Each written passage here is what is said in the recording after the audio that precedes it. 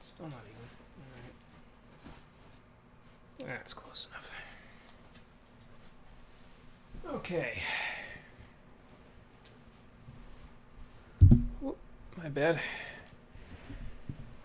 Keep doing it, trying to get in. I got the mic in a little bit of a different spot today. I'm moving it a little bit to make it easier for me to sit back. And actually, this position I think works pretty good because it can kind of sit sort of in front of me and then slightly off to the side this way. And I can sit back without having to feel like I need to like scooch up like this for 3 hours and tense my lower back. Which we don't want to do because tensing your lower back, well, it leads to lower back pain. So we don't want that. Listen, I'm already so tall that I'm going to, I always say it, it's probably not going to happen, but I'm so tall that I'm going to need to be in a wheelchair when I'm 60. We don't need the lower back to give out earlier than that. I'll probably need a cane when I'm older, but whatever. Anyway, here we are again. Jack and Dexter was short, so we're moving along to a new project. It's like we're back playing the Mega Man X games. Just boom, boom, boom, one right after the other, finish them up and move along. I don't think anybody got this one, though. I feel like I gave one word of the title, but I don't feel like anybody saw this one coming except me. So I gave no indication whatsoever. But that's okay. I'm going to take a drink, actually, and then I think we'll boot the game up and get started.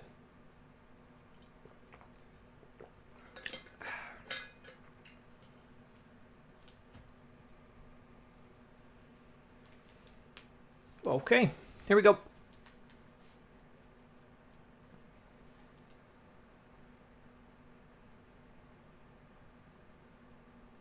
I think everything should be balanced audio-wise. I checked before this, so.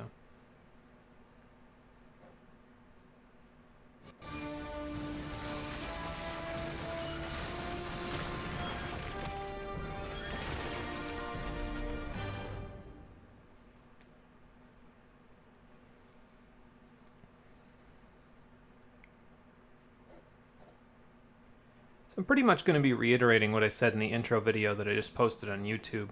Mostly because that one's going to be deleted. But, so for Infamous, for Tales of Xillia, we played those on PS3 because they're exclusive to PS3. I can't play those ones anywhere else. We were going to play the Jack and Daxter games on PS3, but I realized no, Open Goal is objectively just a better way to play them. But the rest of the games that I'm going to be playing on PS3 are available on other systems. We could play them somewhere else.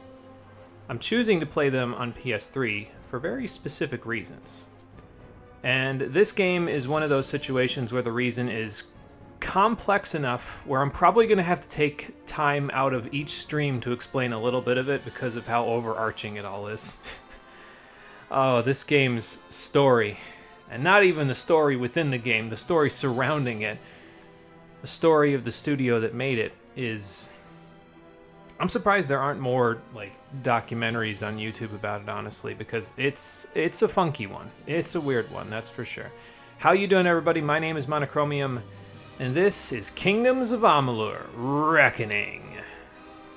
Did they need the reckoning at the end? Because I don't really know why you'd need... I mean, I guess it's the same idea as Metal Gear Rising: Revengeance, right? But... oh... the early 2010s were something else for video games. Anyway, this one is an interesting one. Hey, I own this game. Didn't even know till I checked now. Well, there you go.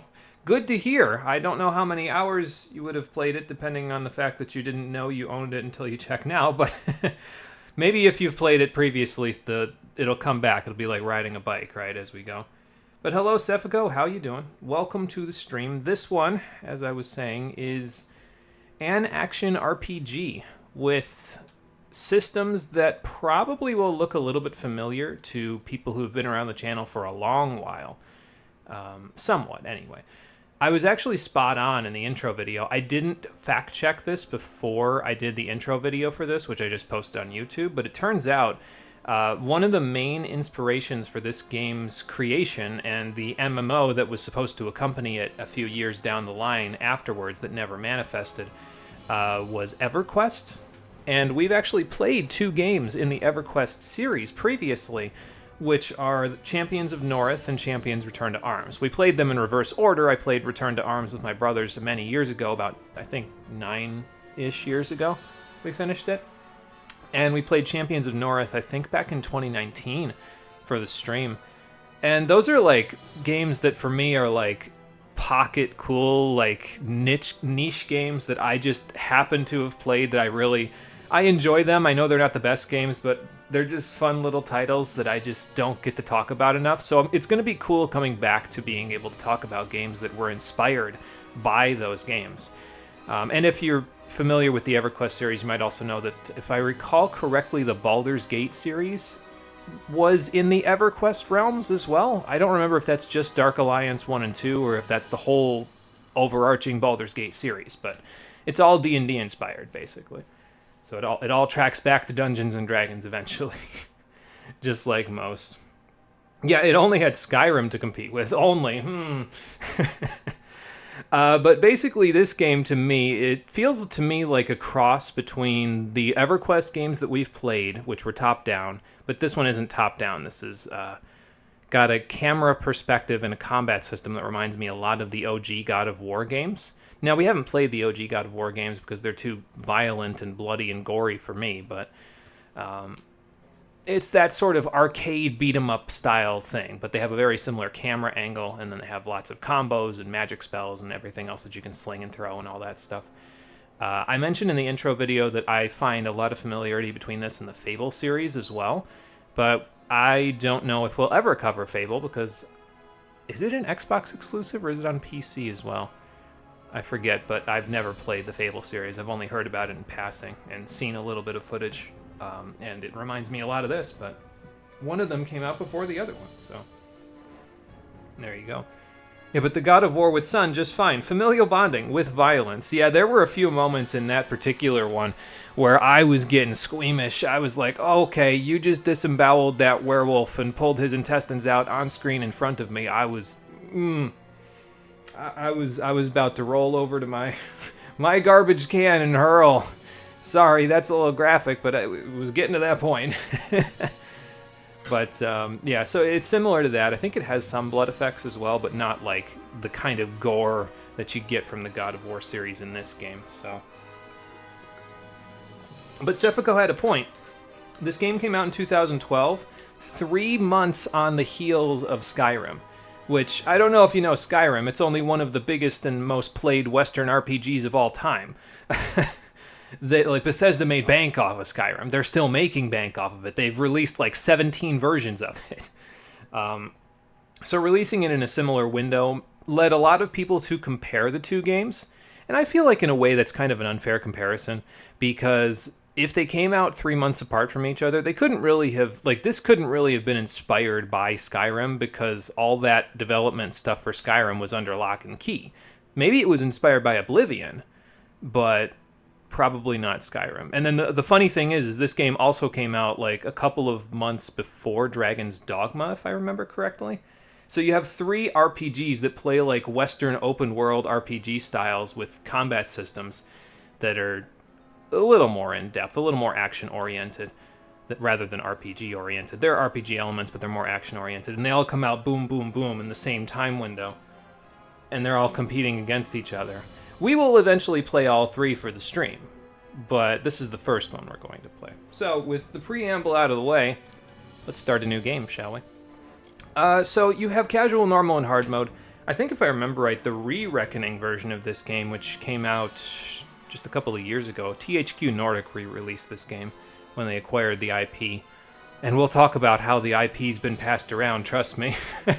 But I think, yeah, there's a very hard mode on that one. Really, honestly, it doesn't matter what difficulty you pick. This game is easy enough, even on its hardest difficulties anyway. So we're going to play on hard mode, and if I get punished for it, so be it. But I kind of doubt it. This game isn't really very difficult, especially once you understand how the basic combat mechanics work. Like, if you get a grasp around the basic combat mechanics, nothing in this game can really do significant damage to you as long as you've got a couple of potions. So we're going to play on hard.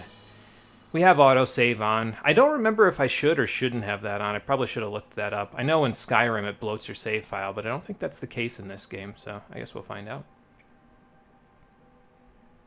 So let's start this bad boy up and see what kind of fantasy world we're playing with.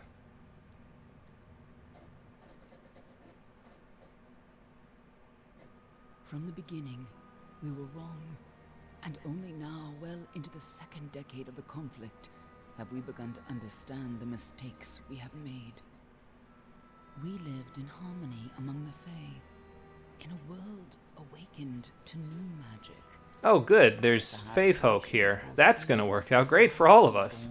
On this rising tide, what force might awaken? Can someone tell this ASMR artist who's voicing this character to speak up a little bit? And immutable Fae folk. Oh, dear God. Ow! Well, there's a little gore for you. The king of the Winter Court surprised us all. Singular among his people, he was all that other Fae were not. Aggressive, ambitious, visionary. I wonder why. Power like none we had ever seen. Terrible and deadly. Maybe it has something to do with the lens flare eyes and the sword from World of Warcraft. Ow. Gadflow and his followers, the Tuatha Deon, believed that a new god was to be born in the east, beneath Gadflow's crystalline fortress of Amathen. In the name of that god, they marched to war against the young races of Amalur. Yeah, that could be a problem. Against a mortal army, no matter the power of their god, we might have been victorious. But the Fae are creatures of magic, not bound by the laws of life and death. They play by their own rules. Fallen on the battlefield would soon rise again, for the Fae do not know death as we do. You can think of it like a temporary sleep when they die. For 10 years the war raged. For 10 years the armies of men and Alpha fought and died. But as our numbers dwindled, we knew that it was only a matter of time. Oh. Our fate had been written. At least, that is what we believed. Until you died. Wait, I died? When did I die? Is that me? Was I the man who killed that Tuatha Deon and then perished in a sea of blades? No, but I might be among the thousands of other soldiers that are just littering the battlefield here. I don't think you see your character in the intro here because you can make them, and you haven't had the opportunity to make them yet, so. This one had some trading cards, though. And apparently they were pretty important because the music spiked as a result of them flying away. We'll learn more about those tarot cards later. For now... What do you think this one is, then? Alpha? Baran? Could even be a Jotun? I don't think you'd find a Jotun that small. Eyes on the job, boy. Don't matter what it is. Dead's dead. It's true. Be thankful for that. All we've seen. Go on and pull back the sheet, though. It'll need to be in our report, one way or the other. Gotta track the census data for these dead people. Alright, so you can choose your gender and choose between one of 4 races to begin with. Race honestly doesn't really make any difference at all. The only thing that really comes into play when it comes to race is what racial bonuses you get at the very beginning of the game. And what those determine are which starting skills you get and which ones have levels at the beginning of the game right away. So I'm going to pick a race that aligns with the racial bonuses that I want to get, but it doesn't matter. Pick the one that you want because you can level all of these skills pretty much to maximum anyway, so it doesn't really matter as long as you keep playing the game. I just don't know how long I'm going to be playing this one. I've built my character out to level 28, and the maximum level in the base game is 40, if I recall correctly. So we won't be hitting level cap. I know that much for sure. Where are my notes anyway? They're there. But basically, I planned on playing a specific race just because I want certain starting bonuses. But let's look at all of them, shall we? So you have first you have your human-like characters, the races of men. You have the Almain, which are a warlike and religious nation of a storied origin. Many Almain come to the Feylands seeking freedom while honoring the traditions of their homeland. And they start with alchemy, blacksmithing, and persuasion bonuses. And again, you can play as guy or gal, depending on what you want. You've got Varani. Hardened by the high seas, the Varani are just as frequently pirates and mercenaries as they are shrewd merchants. They favor swords and daggers as seaworthy weapons. And Varani start with lockpicking, detect hidden, and mercantile. There are a total of 9 different skills, by the way. So you've got alchemy, blacksmithing, persuasion, lockpicking, detect hidden, mercantile, and there are 3 more. I think we'll see them all eventually over the course of this. Let's find out. Yeah, here we go. Dispelling, Sagecraft, and Stealth are the other 3. So we'll see those as we go. Then you have the races of Mare, or the races of Alfar, as the game refers to them. First, you have the Leosulfar, are proud and ancient people from the frozen lands of the north, where I think the DLC that they made for Re-Reckoning is, although from what I heard, the DLC from Re-Reckoning is as boring as watching paint dry for 100 hours, so maybe avoid that. Leosulfar judge themselves fit to divine right from wrong under wind, sun, and sky. Oh, fit to divine right from wrong under wind, sun, and sky, and meet an even-handed justice. So they're your typical high elves, right? And then you have your typical dark elves. Dokofar are renowned as sophisticated students of magic and diplomacy. While they do not shy from conflict, they prefer to resolve disputes subtly and with grace, or efficiently in silence. Leosulfar start with dispelling, alchemy, sagecraft, and Dokofar start with stealth, persuasion, and sagecraft. So pick your poison.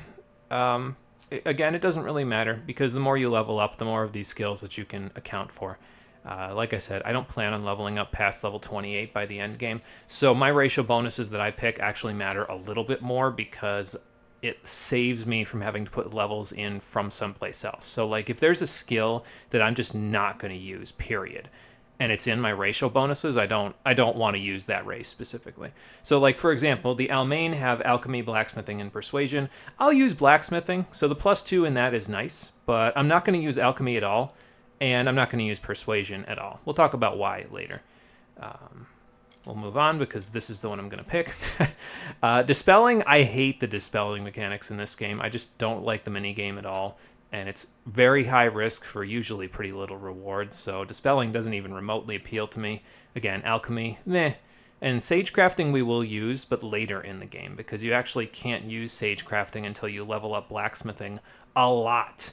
So seems kind of silly to give you a bonus at the beginning when you can't even use it until, like, I want to say level 6 or 7 blacksmithing. But whatever, we'll talk about that when we actually get into the minutia. And then here's your stealth character. So if you want to use stealth, you can. Stealth in this game is pretty good. Although usually, even with high stealth, I end up getting caught after silently killing a couple of enemies. So then you end up having to use some of the other stealth skills to get yourself back into stealth. So stealth is okay. It's fine. There's nothing wrong with it. But again, not really something that appeals to me. Persuasion, no. Sagecraft, yes. But, not really something that I care too much about. The Varani, I'm not really going to need lockpicking all that badly, because I don't find the lockpicking in this game to be very hard. But the +2 is, I guess, nice, because then I don't have to put points into it at all. And Detect Hidden and Mercantile are 2 of the most important skills in the game, in my opinion, because Mercantile changes your buying and selling prices, and there are a decent number of things to buy. But Detect Hidden is probably just the bread and butter skill that every character should invest in, because it lets you find hidden treasures, hidden passages. It lets you check for traps. Traps are an important part of the game's dungeons, and being able to disarm them is actually a pretty good skill to have, and that's in the Detect Hidden tree. And then eventually it'll allow you to see treasures, like treasure chests on the map, once you invest in it all the way. So this is kind of the class that I usually gravitate towards, just because it has nice starting bonuses. So that's who we're going to pick. As for your patron, I don't know, take your pick, honestly. The Varani have different patrons than the other races, and depending on your race, you'll end up with a different list of patrons. So just pick from the ones that you like out of those. If you want, have the patron be the deciding factor as to what race you use.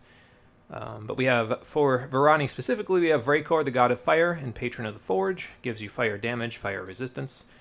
We have Njordir, god of water, patron of fishing and sailing, ice damage, ice resistance. They don't get electric damage and electric resistance. I think that's exclusive to Leo so far, if I remember correctly, but I could be wrong. You have Therden, the god of war, battle, and tactics, 5% physical damage and 5% armor. I think I usually gravitate towards Therden, honestly. But we'll see. Excuse me. You have Balin, the god of death. Hey, Balin, he was in Xillia too, and won. 1% chance to critical hit and 8% extra critical hit damage. If you like the RNG game, I guess you could use this one, and if you're using a lot of stuff with multi-hits, it'd probably be good for one of the skills that I'm going to use because it's a multi-hit skill, but I gravitate away from it. Then you have Lepoku, the god of mischief, patron of brewing, gives you extra poison damage and poison resistance if you're planning on playing a rogue or a thief or anyone that's going to use poison a lot. This is probably a good idea.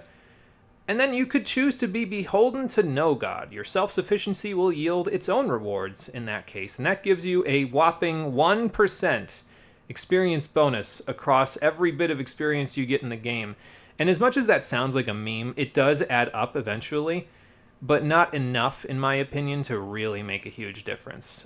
Way later in the game, when you're getting tens of thousands of experience for some of the boss kills, I guess then it could be useful, but by that point, you're so close to the end of the game, you might as well punt, you know? So I think we're just going to go with Therden, as usual.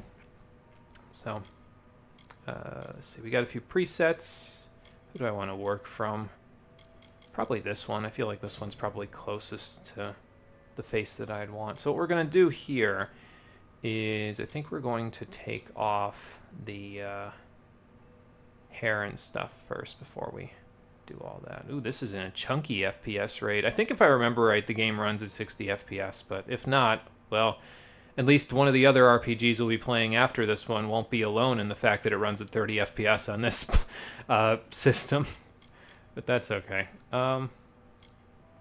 It's probably just going to be a self-insert again, so I don't really care whatever I end up with for hair-wise. I'm just going to take it all off first, just so we can look at the general look of the face first. No, I don't think I need any jewelry. Or any tattoos. That seems like... Who gets a face tattoo, honestly? Like, I feel like you're asking for trouble if you get a face tattoo. So, that just doesn't seem like my kind of idea. I mean, whatever, you know, you do you, but... doesn't really seem like something that appeals to me. All right, so we were... Oh, there's actually only a few faces. Is this just the preset faces? Yeah, it's just the preset faces. Okay, well, then we'll stick with this one since that one's fairly close. Jesus Christ, sunburns. Yeah, they haven't quite gotten the melanin levels down yet by this point in time in the game, in video games, so... You kind of end up with... Sorry, I keep pressing R2 like that's going to turn them like this is still Tales of Xillia. That's red-ish, so I don't think we want that. It's kind of hard to tell what color the eyes are. I want brown eyes, but it's kind of difficult to see that. I'm going to say this is brown and just go with it. I can't tell from this angle, honestly, so... no, I don't think I need any eyeshadow. I think we'll lower that down, even though I don't think it's making any difference, so stubble. We don't want blonde stuff. And I don't think we need this to be so intense, because I'll probably just use like a beard, honestly. Maybe a little stubble. Alright, now we'll do the hair. Let's see here. I love how every video game from like that has a character creator from the late 2000s and aughts and into the early 2010s just had a Justin Bieber when he was 18 haircut. Like, who the hell is gonna just go in here and be like, I want to play Justin Bieber in Kingdoms of Amalur? Like, what the fuck? Oh man, I just don't understand. Anyway, that was what we started with. Is there anything here that I find particularly interesting? Well, I can't really rock the cornrows, and there's your Conan the Barbarian look. I guess. I guess the slicked back isn't too bad, but we'll keep looking. This looks too, like, flat, honestly, to be the kind of hair I would want. I mean, I can't imagine we're going to see the hair all that much anyway because it's going to be under a helmet, but we'll try to come up with something that looks vaguely like what you'd want. I don't know, that's kind of okay. It's kind of pompous looking, but yeah, I might be okay with pompous looking compared to flat as a board. Yeah, and that's got the top knot in it. I'm not a big fan of the top knot, honestly. So I think we'll just stick with that. I think that should be good. So what do we have? Okay, these are like the same colors, I think, as the stubble colors, so I might want to keep that in mind. 8, 9, 10, 11, 12, 13, 14, 15, 16, 17, 18. Honestly, 16 is pretty good, I think, so I think we'll go with that. Hey, Tandem and Devil Hunter, how you guys doing? Welcome back. Playing some Kingdoms of Amalur Reckoning today. Just making the character before we move too far here. Oh, that's the intensity. Go up with that. So that's 1. I keep doing the L2 and R2 thing, sorry. 1, 2, 3, 4, 5, 6, 7, 8, 9, 10, 11, 12, 13, 14, 15, 16. Are there more colors on this than the other one? That's weird. Whatever, we'll just stick with 3 then. That's 3. Okay, bizarre, but we'll figure that part out later. All right, so what sort of facial hair are we feeling? Honestly, that one looks pretty good. And it all connects to, well, it doesn't connect evenly. I can see a seam, but it's pretty close.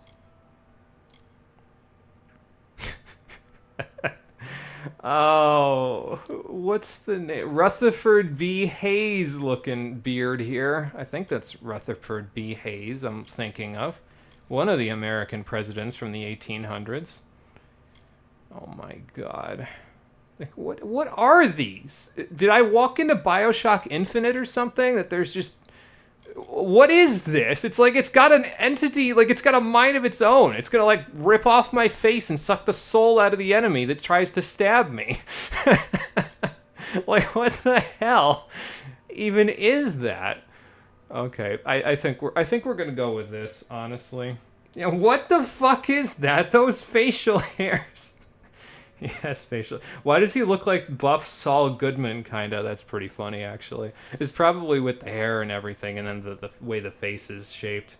So, just making our WoW character. Yeah, you know how it goes. Just you know, casually creating a WoW character while we're at it. Let me look at how this looks with other hairstyles. See, that looks a little more even.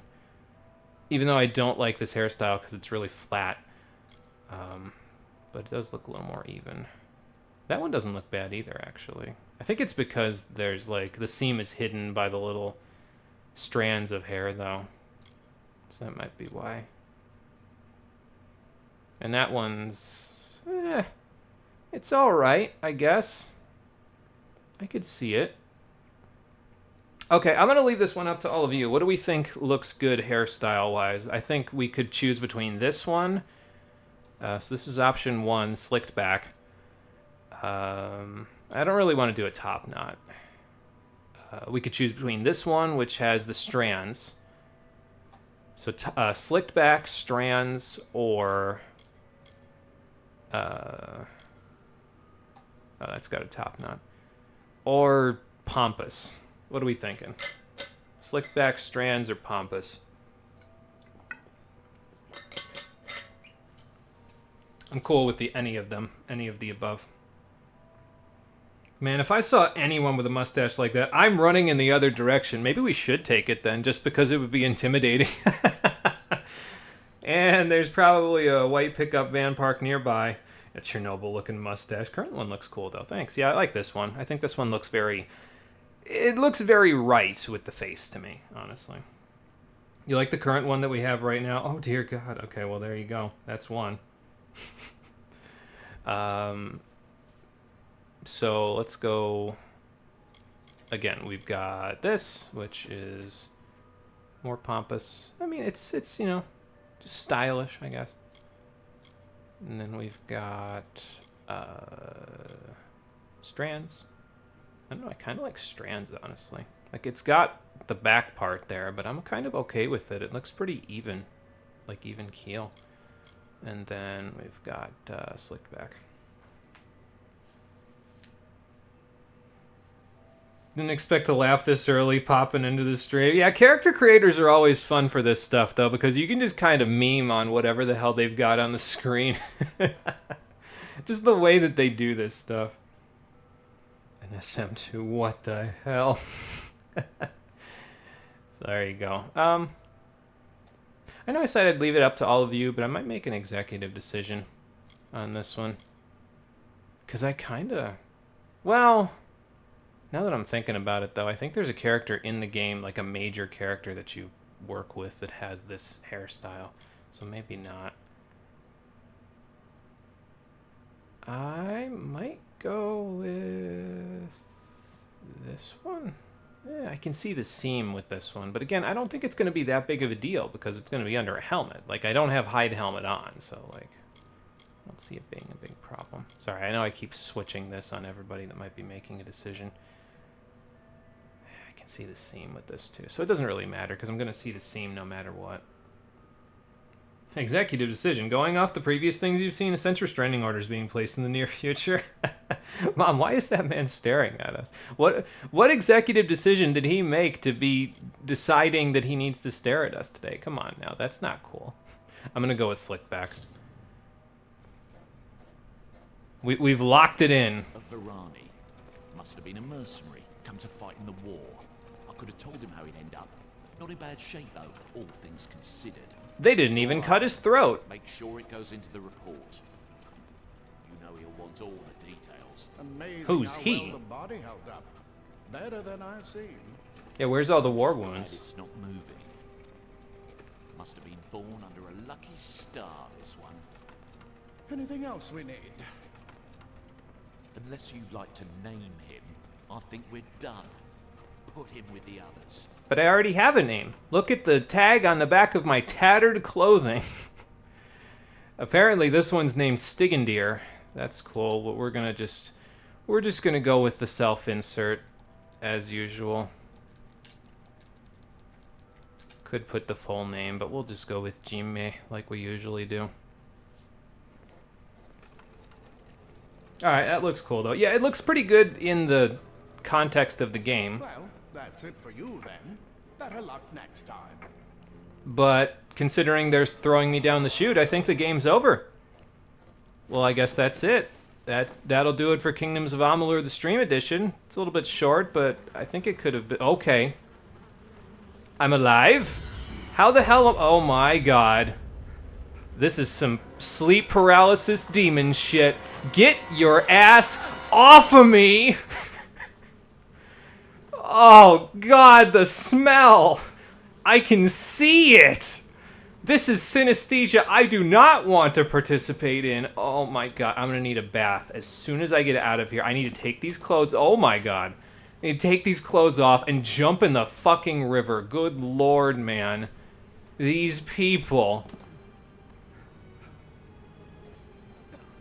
Like, genuine... How the hell, though, did I not turn into a rotting corpse down here? Well, I'm not going to look a gift horse in the mouth. Off I go. Get my sea legs back. Eventually.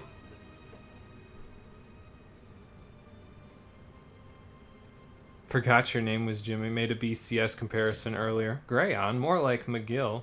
I don't know who that is. Also, oh my god, a bath. We're going to need it, trust me. Okay, so autosave is on. We can't currently save the game, but that's okay. We'll worry about our inventory later. But for now, out of the darkness. Yes, thank you for that. Before I do anything, though, let me check my options real quick. I might need to turn up the sensitivity a little bit. Let's see. Autosave on is fine. Do I need tutorials? I'm trying to think if I need tutorials on at all. I guess I could leave them on for now. If they annoy me, I guess I'll turn them off. And we'll go from there.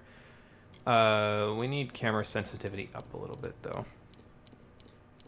Like a lot, like that. Let's see how that goes. Yeah, that's better. Now, the thing with the camera in this one is if you keep holding in a direction, it'll start swiveling really fast. So, but I like to kind of keep it so that I can just swivel it quickly. Because that's usually all I need. Man. I guess they didn't build this place to last, did they? Huh. Pick up disposal notes. Secrecy is still important in our work, requiring specialized disposal of our unfortunate failures. Piling remains have become a concern in the lower caverns, so an incinerator has been added to deal with the wastes. Guess I should be glad I didn't end up in that. This should make disposal work slightly less horrible, although you should avoid drinking water from downstream of the ash dumps. Yeah, I wouldn't drink that either. Hardly a fitting rest for the poor things, but if it's any consolation, these weren't their original bodies in the first place. What's that supposed to mean? Sir, excuse me, what are you talking about? Or ma'am, I guess it could be either or. We don't know yet. I know, but we haven't found out directly, so. I guess if you want to play with the incinerator, you could pull the lever, though. I don't think this poor fella is going to care if I throw him in. Bye. Didn't even make any dents in the flames down there. Usually they'd like jump up a little bit and flick at him because his body's in there. There's a rusty longsword here. Cool. Crayon. I meant Grayson. That's your last name, right? Yeah, pretty much. Yeah, it's Grayston. It's my pen name. I don't use my real name, but yeah, Grayston. Is that because my real name is a lot more convoluted than something as simple as Grayston, so I just go by Grayston. So there you go. I don't remember. Yeah, but that's it. Grayston is the name. You've acquired new items. To see your new items, press start. So inventory has your items. We have a new weapon. You can equip 2 weapons in this game, but we only have 1 weapon for now, so we have to equip it in our primary, and it's the rusty longsword, which looks just about as galling of a weapon as I'd expect it to look like. Congratulations, your weapon's now equipped. But yeah, we don't have a secondary weapon yet, but we'll have secondary weapons later. In this version of the game, the PS3 version specifically, primary weapons are on the square button, and secondary weapons are on the triangle button. So just keep that in mind, because you can switch between them mid-combo. So I'll explain how combos work when we actually start fighting. We don't fight yet, so we'll get there. But there's our quest log. That's fine. I don't know if I'll check all the stars every time there's something new, but you know. I see. Also, that bye sounded so innocent. Yeah, it's like I wasn't even using an incinerator. This chat's getting flooded by me for real. That's okay. Everybody else is taking it all in. We're just, you and me, we're just taking it in with our words as well. That's all. They're all over. Run. Could you be a little more enthusiastic about it? Oh my God. Scatter, children of Maybe not that enthusiastic. Scatter before the might of the Tuatha. Well, we're going to leave them to that. I have no armor and a rusty stick, so I probably won't do a whole lot of good to them. We can break boxes, though. I was going to say, maybe there's a little money in them. Actually, if you have the Detect Hidden skill up a little bit, like we do because we have it as a racial bonus, that also increases the likelihood of you finding gold inside of anything you break. So, including these giant rats. Come on. Ow. We can't block yet, so just keep that in mind. Try to swing away while you're trying to kill things. Because, well, you don't have a whole lot in the way of defense right now, especially if you're on hard mode like me. I think I need to turn the brightness up a little bit, actually. I don't think this will make a huge effect on the what the graphics look like on screen, but let me see. Yeah, I'm not seeing a difference on OBS, but if there is a difference, just let me know, I guess. This makes it easier for me to see, though. So, yeah, there's a little extra money.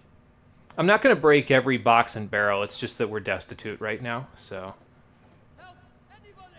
I got to kind of take what I can get, you know. You, up there, please help me. Please. Well, I guess we're fighting. To dodge? Oh, okay, so now we can dodge. Got it. We probably could have done that before this, but, you know. We'll just handle these guys one at a time. You'll notice that we're doing a little uppercut as well. So that's actually, if you delay your hits, you can do an uppercut. So, like, I'm stopping here, then I uppercut. If you do the full combo, it's 1, 2, 3, 4, and that's the end right there. So, what's he got? Worn leggings. Well, these are probably better than the almost nothing at all that I have, so sure, why not? I'll just take them off his body and equip them. Oh, thank you. Thank you. If you hadn't come along... I'm going to need to turn the volume up for this, I think. I've seen you before. On the slab. You were dead. I was. You're visually admiring the visual smell. Yes, that is something that's worth admiring. Don't usually see that. So, what happened exactly? How am I back from the dead? You died. I'm going to turn up the volume a little bit on the game end. But your body was remade in the Well of Souls, and somehow it worked. The well restored your soul to your body, and it worked. We must get you to Professor Hughes right away. He'll have questions for you. Yeah, frankly, I have questions myself, but I think we kind of... I think we got a good idea of who these attackers are. They're Tuatha, and we kind of saw that in the intro. So I don't really feel like we need to ask that question. I definitely have some questions for this Hughes guy myself, though. Oh, no doubt. But we must get to Hughes. He'll be in his study on the ground floor. Okay. Coming in through the lower levels. If we hurry, we should be able to beat them to the top. Take these. They'll help keep you safe long enough to get to Hughes. Now, let's get going. Fair enough, thanks. So that'll give us some minor healing potions. If you ever talk to an NPC, this blue option at the top will always give you a reminder of what you need to go do, and then there's a bunch of other options that'll let you get some more information about this stuff, which I suppose we could ask a little about the Well of Souls while we're here. The Well of Souls is just ahead. You'll see. And it works. It restored you to life. So whatever it is, it can bring the dead back to life. Fair enough. He'll be in his study on the ground floor of the tower. At least, I hope he's there. And safe. Well, we'll find out, won't we? Let me get this Oh, good. Battered armor. That'll be better than the shirt I've got on. Give us a little extra critical damage if we hit a crit. Which we did, to be fair. right this way. You go first. Yeah, I'll go first once I look around for some extra things, because I currently have no shoes, man. Why would I want to be walking around this rocky enclave with no shoes on? I'll go find them. Break all their bullshit while we're at it. Ah, there we go. I found some shoes. Let's equip them, so I'm not running around feeling as naked. I'm still pretty naked. My arms are not exactly covered for this kind of combat, but sure, why not? I'll take it. This is what they're after. Our greatest invention. The Well of Souls. An end to death. I don't think you'll get an end to war when you have an object that can bring people back to life. If anything, you're only going to exacerbate war. War has changed, even.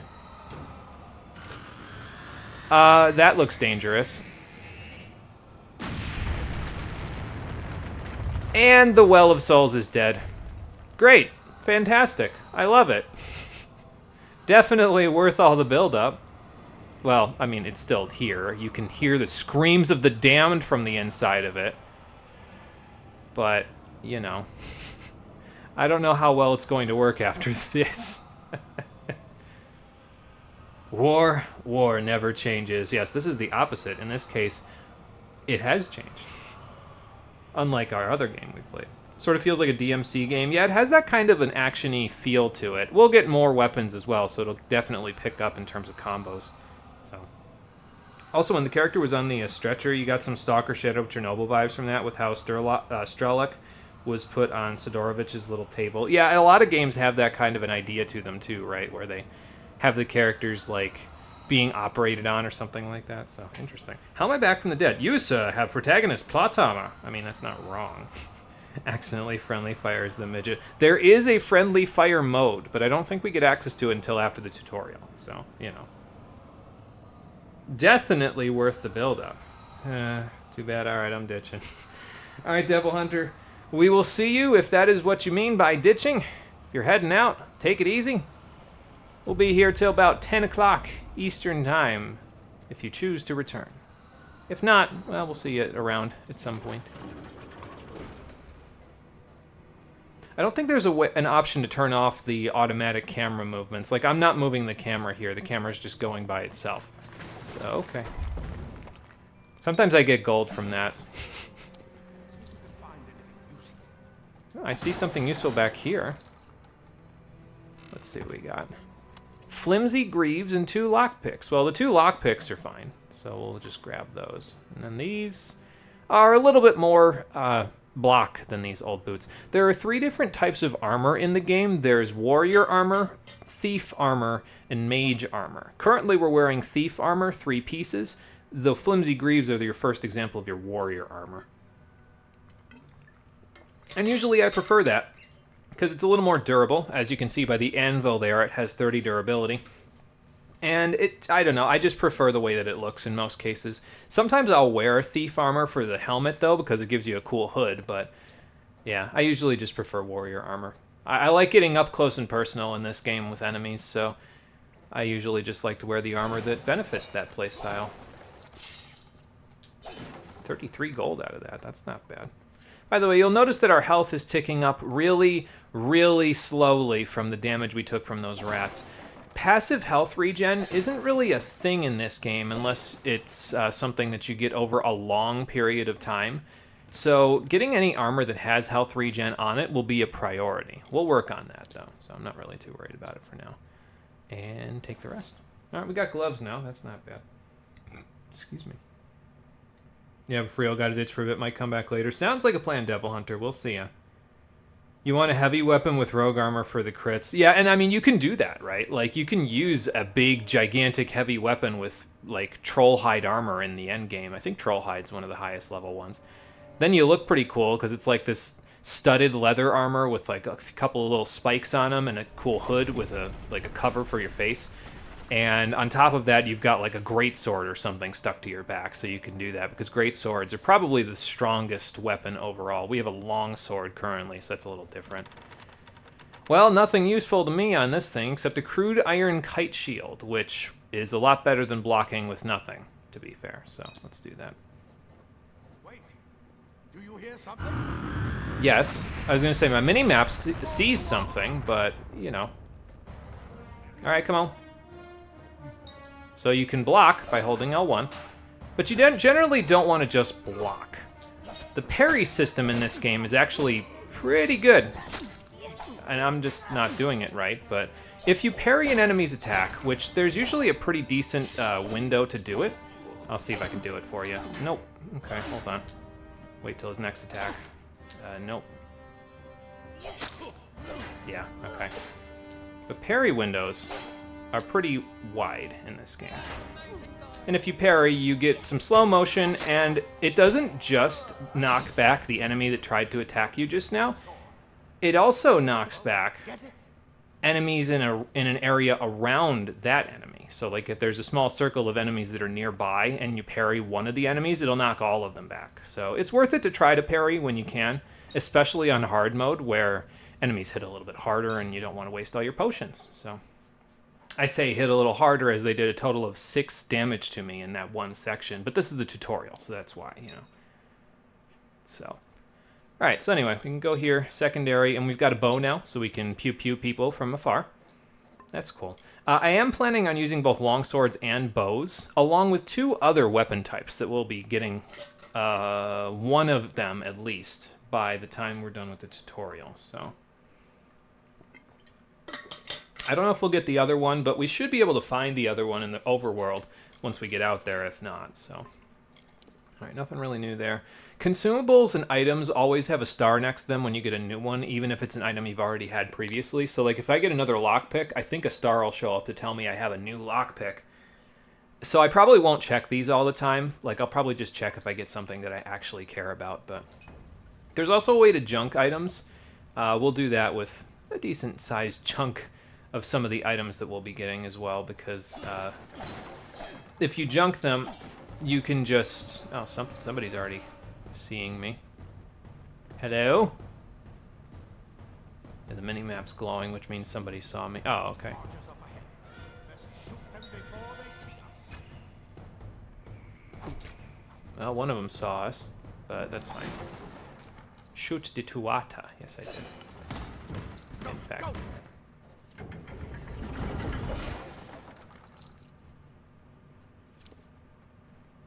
But yeah, so I'm probably not going to check the items unless it's like a new weapon or something like that, you know? So, let's see. Anybody here? Got halfway decent range with the bow, so... Let's see.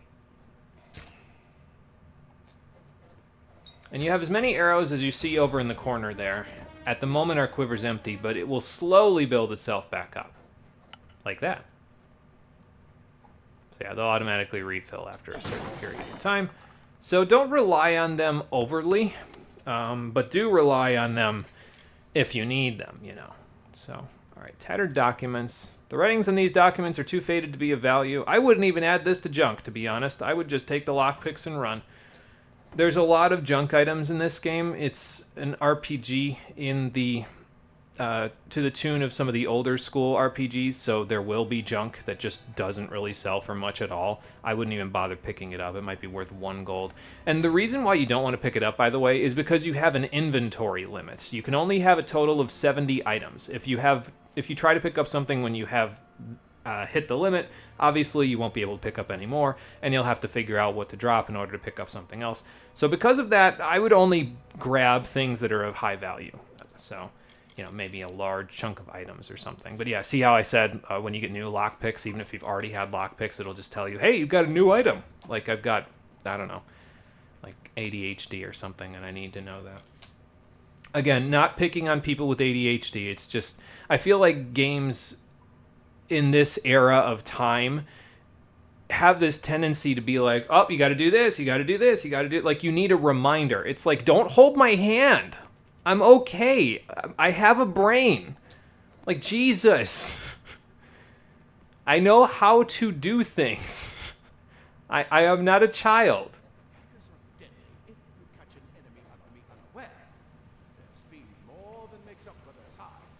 You think I'm going to be sneaking around in plate armor? Don't really think that's going to work too well. It's supposed to be used for the tutorial for stealth, though, so... Oh, rusty gauntlets. Those will be better than the ones we've got. But yeah, the extra block efficacy mostly just affects your shield, so...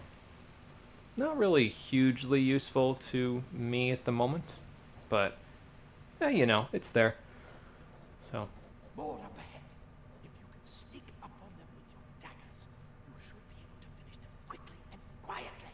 Well, I'll try. No guarantees. I think, does it do... It actually does less damage than the rusty longsword. That's kind of hilarious. I mean, they're daggers, so I guess that makes sense, so... I pushed the start button. I am qualified to play already. Yeah, that's basically the gist, honestly. Is it going to give me the tutorial for stealth, or can I already do it? No, you can't do the stealth mechanic until it tells you how, so there you go. So here's your stealth. You have an eye indicator over an enemy's head, and as you sneak up on them, if you're in the light, it'll gradually fill up. You'll get noticed when it fills up. If you have more in the stealth skill, you'll be able to sneak up on them easier. But if you sneak up on them before they notice you, with daggers specifically, you can perform a stealth kill. Fey Blades can also perform stealth attacks, but they're a little bit different from stealth kills. Usually with daggers, you'll get a massive damage multiplier like we did there. We just hit for 640-something damage. With Fey Blades, you just have a high chance, if not almost guaranteed chance, of stunning an enemy. But we don't have Fey Blades yet, so I wouldn't worry about that for now. I'll take the Dented Cuirass, though. Cuirass? Whatever. Beyblades? Basically, yeah. You can let it rip and spin to win with them, so... Alright, well, while we're still doing the stealth tutorial, let's sneak up on these guys. At least one of them, anyway. 700, huh? Not bad. But yeah, by the time you stealth that guy, you're already screwed, so you're noticed. That's one thing about stealth in this game, is that I personally find that you get noticed too easily. Nice ragdoll, dude. To really make it incredibly useful, at least early on. I think later on with stealth you get better at it, but I don't know. I haven't really played stealth all the way through. I've played it for a little while, but it's not really my cup of tea, honestly. I would keep some daggers around, though, in case you want to do stealth, just because you can deal massive, massive damage with them. So, okay. Well, that's interesting. Cave blossoms only respond in the presence of magic. Perhaps there is more to you than it seems. I guess so. So I have access to magic, apparently, whatever that's supposed to be. Stormbolt. Lightning bolt. I guess I'm a jack of all trades, because I can use magic as well. So now you can incorporate magic into your combos as well. So like in the middle of a combo, you can just decide, I'm going to zap somebody with electricity. Works pretty good, actually. Especially later when you get higher damage on the electricity, but also have a chance to stun enemies. That's nice, too.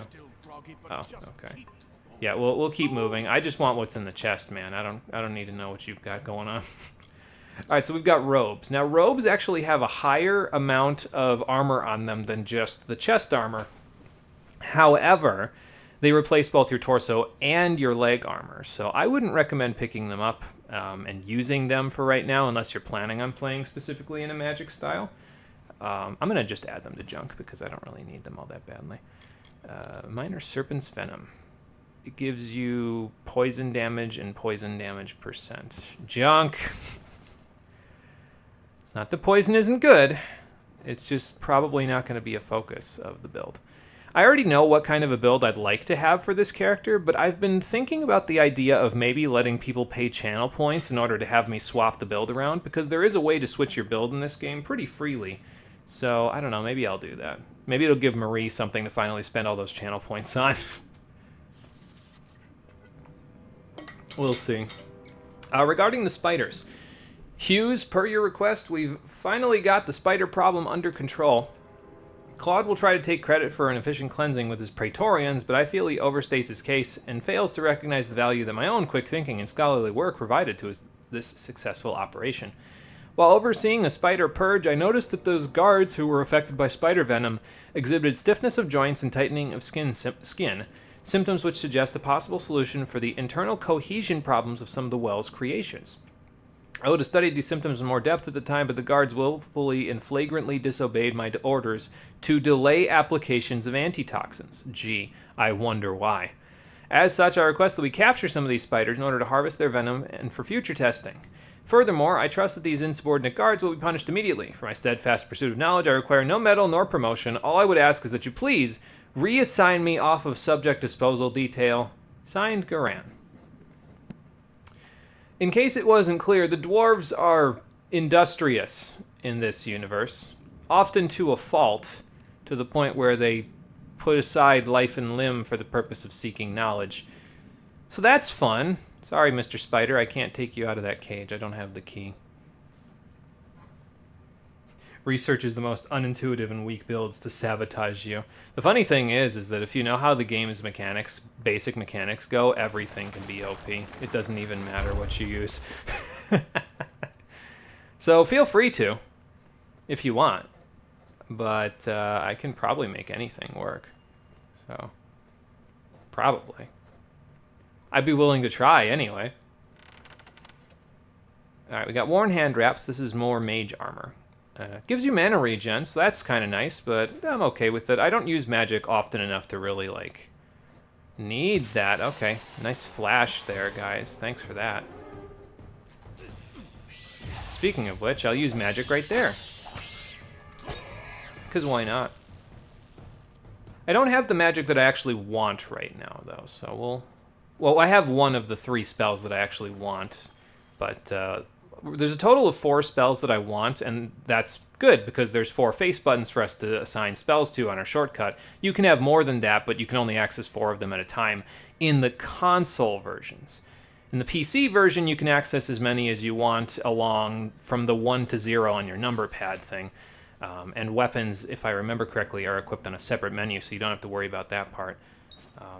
So you can use as many spells as you want, but in the console versions, you're limited to 4, and we'll invest in 4. 3 of them are available immediately once you're able to level up, but we can't level up yet, so worry about that later. For now, we have a staff that is slow speed compared to average speed here. I find these to be kind of like... It says very fast speed, but it depends on the combo, honestly, on the weapon. Like, these are fast, I guess, but I find the sword to be pretty quick, even if it says it's at average speed. The staff is pretty slow, though, but it has some AoE to compensate. And it deals fire damage, which is kind of nice. Fire damage is probably, in the early game, the best version of damage, because most enemies are weak to it, so I would say do that, you know. Unfortunately, they only make guides for good builds. Logical. Yeah, I guess that makes sense. Who'd want a guide for a bad build? Got to save those points for hydration instead. And that's fair. Thank you for redeeming that. I will take a drink now. Got to keep hydrated in these intro videos because we're talking a lot of mechanics.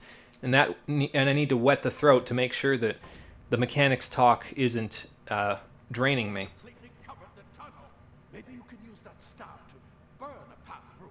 This is another reason why keeping a staff around is really useful for most of the early game, because there are a lot of spider tunnels in dungeons, and being able to burn them through means that you can access shortcuts or just generally access parts of the dungeon you wouldn't be able to access normally.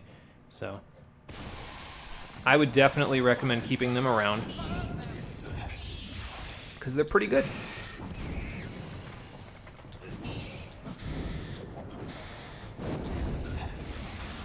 Okay. Well, I'm poisoned now, so that's a little unfortunate, but we'll make it work. Alright, got him. Didn't get the EXP for that one, but that's okay. Poison can be problematic, but usually only when they're in numbers. So, oh, 2 bones and a skull. Fancy. I'll take those and add those to junk. But yeah, most of these things like that are not armor pieces or gold or any of that sort of stuff, it's just kind of like, nah, why would I want that, you know? Like, what do I need bones and a skull for? Alchemy only involves you using reagents you can find in the overworld, not that sort of stuff. So like you'll never need bone dust or something like that. So I don't know. If I see another spider over here, let's see if we can get them all on the same screen. There we go. We got the screen pulled out a little more, so that actually helps a little. Okay, got him. Hurry, get out of here! What, did you open the door? Was there a door? Or was it never there to begin with? I'll take all that, thank you. I don't know, mana regen's pretty good, honestly, in the early going. It goes up pretty decently, and I like kind of meandering around when I'm exploring, so it comes back usually by the time you get to the next area. Health, not so much, but we'll deal with our health regen later. Wait, you're not one of them. Nope. It's get alive! And who is this? That's what I intend to find out. He came out of the well. Apparently, yes, I did. What? Then he'd better get inside to see the old man. Quick, before those... This is where we part ways. Take whatever you want from this armory. We might have a few things that would fit you. Thanks, that's very generous of you. We can hold off the Tuatha here. All right, sounds like a plan. Now, if you have Persuasion invested in, you can use these green options to get some more help. But as I said, it doesn't feel right for me to be taking Persuasion. I know I'm, reanimated, so I wouldn't have my memories of my old life, but I could swear that I had someone to do this Persuasion stuff for me at one point. Huh. Yeah, we'll deal with that later. Where's Hughes? He's directly ahead, in his study. Just keep going past the top of the well. He needs to see you. Right now, you're the most valuable thing in his world. Uh-huh. Well, I'll go You see. on the outside, if fate wills it. I think he gives you some extra potions, if I remember correctly. So, I'm probably not going to talk to every NPC, by the way. Just the important ones, or ones that I feel like I need to talk to. So, Ow, the staff. Ow, it's burning my hair. Yeah, now you see why I didn't want that top knot, huh? Hey, Metroid, how you doing? Welcome back. Hey, you know this game. Yeah, it's Kingdoms of Amalur Reckoning. That's what we're going to be playing for a little while. Doing a little more looting. I guess this is the year of open world games, isn't it, for all the open world games we've played? No, I gotta just play Breath of the Wild before the end of the year. That's probably not going to happen, though. It's pretty close to the end of the year at this point. Replacement for the bones you'll be losing on the journey. I mean, yeah, I guess that's fair. I'll stitch them back together with healing potions. Later. Nothing protects quite like layers of impervious metal. I agree, usually. Now, the nice thing about this chest is it gives you access to repair kits, and repair kits can be used to restore durability on your items. You can do this in town with a repair person in the blacksmith shop as well, but it costs a little bit more money. These, you can just find these all over the place, and if you raise your blacksmithing skill over the course of the game, these will give you successively more and more durability back for using them. So I like to keep a few of these around just in case I'm off on the road somewhere, not near a town, and I don't have a reason to go back, so I can just use them. But fast travel is available in this game, so I don't know how necessary they are, to be honest. I'd say, you know, hold on to them, but I wouldn't, if you don't have them, I wouldn't worry about it, you know. Leather armor is thick. Will give you the speed to reach an enemy's boat.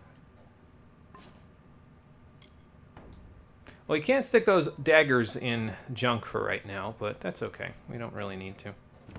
Simple cloth frees your body and mind. That's why mages prefer it. I'll take the rest of the goodies, though, and leave them all high and dry. You get no mana potions and no armor. Not that it would have fit you anyway, but, you know. So what prompted this run? Your Fallout 4 one had a bit of backstory to it. This one's just kind of... Basically, I'm just going through my PS3 projects, and this one was... I just kind of felt like playing this one, so I just sort of said, yeah, you know, we'll just play this one. We'll just do a self-insert. I got to get through this one before I'm done with my PS3 projects anyway. I could have played it on PC, but I wanted to play it on PS3 instead, just because I had it. I don't have it on PC, so... This is just more of a fun run, to be honest. There's less backstory to this one. There'll probably be some light role-playing as usual, but it won't be as much as Fallout 4. So there you go. Hey Marie, how you doing? Welcome to the stream as well. This is not what you expected to be the next game. Yeah, I don't think anybody saw this one coming, to be honest. I mentioned it at the beginning of the stream, but I was like, I don't think anyone guessed just from me saying the word reckoning, honestly. But yeah. I might equip the sword again. The staff does lots of damage, but if enemies are resistant to fire, which there are a few that are resistant to fire in this area. Well, I think only one, actually, but the sword might be more worthwhile just because I can give them tetanus while also slashing at them. So, hey, that might work okay.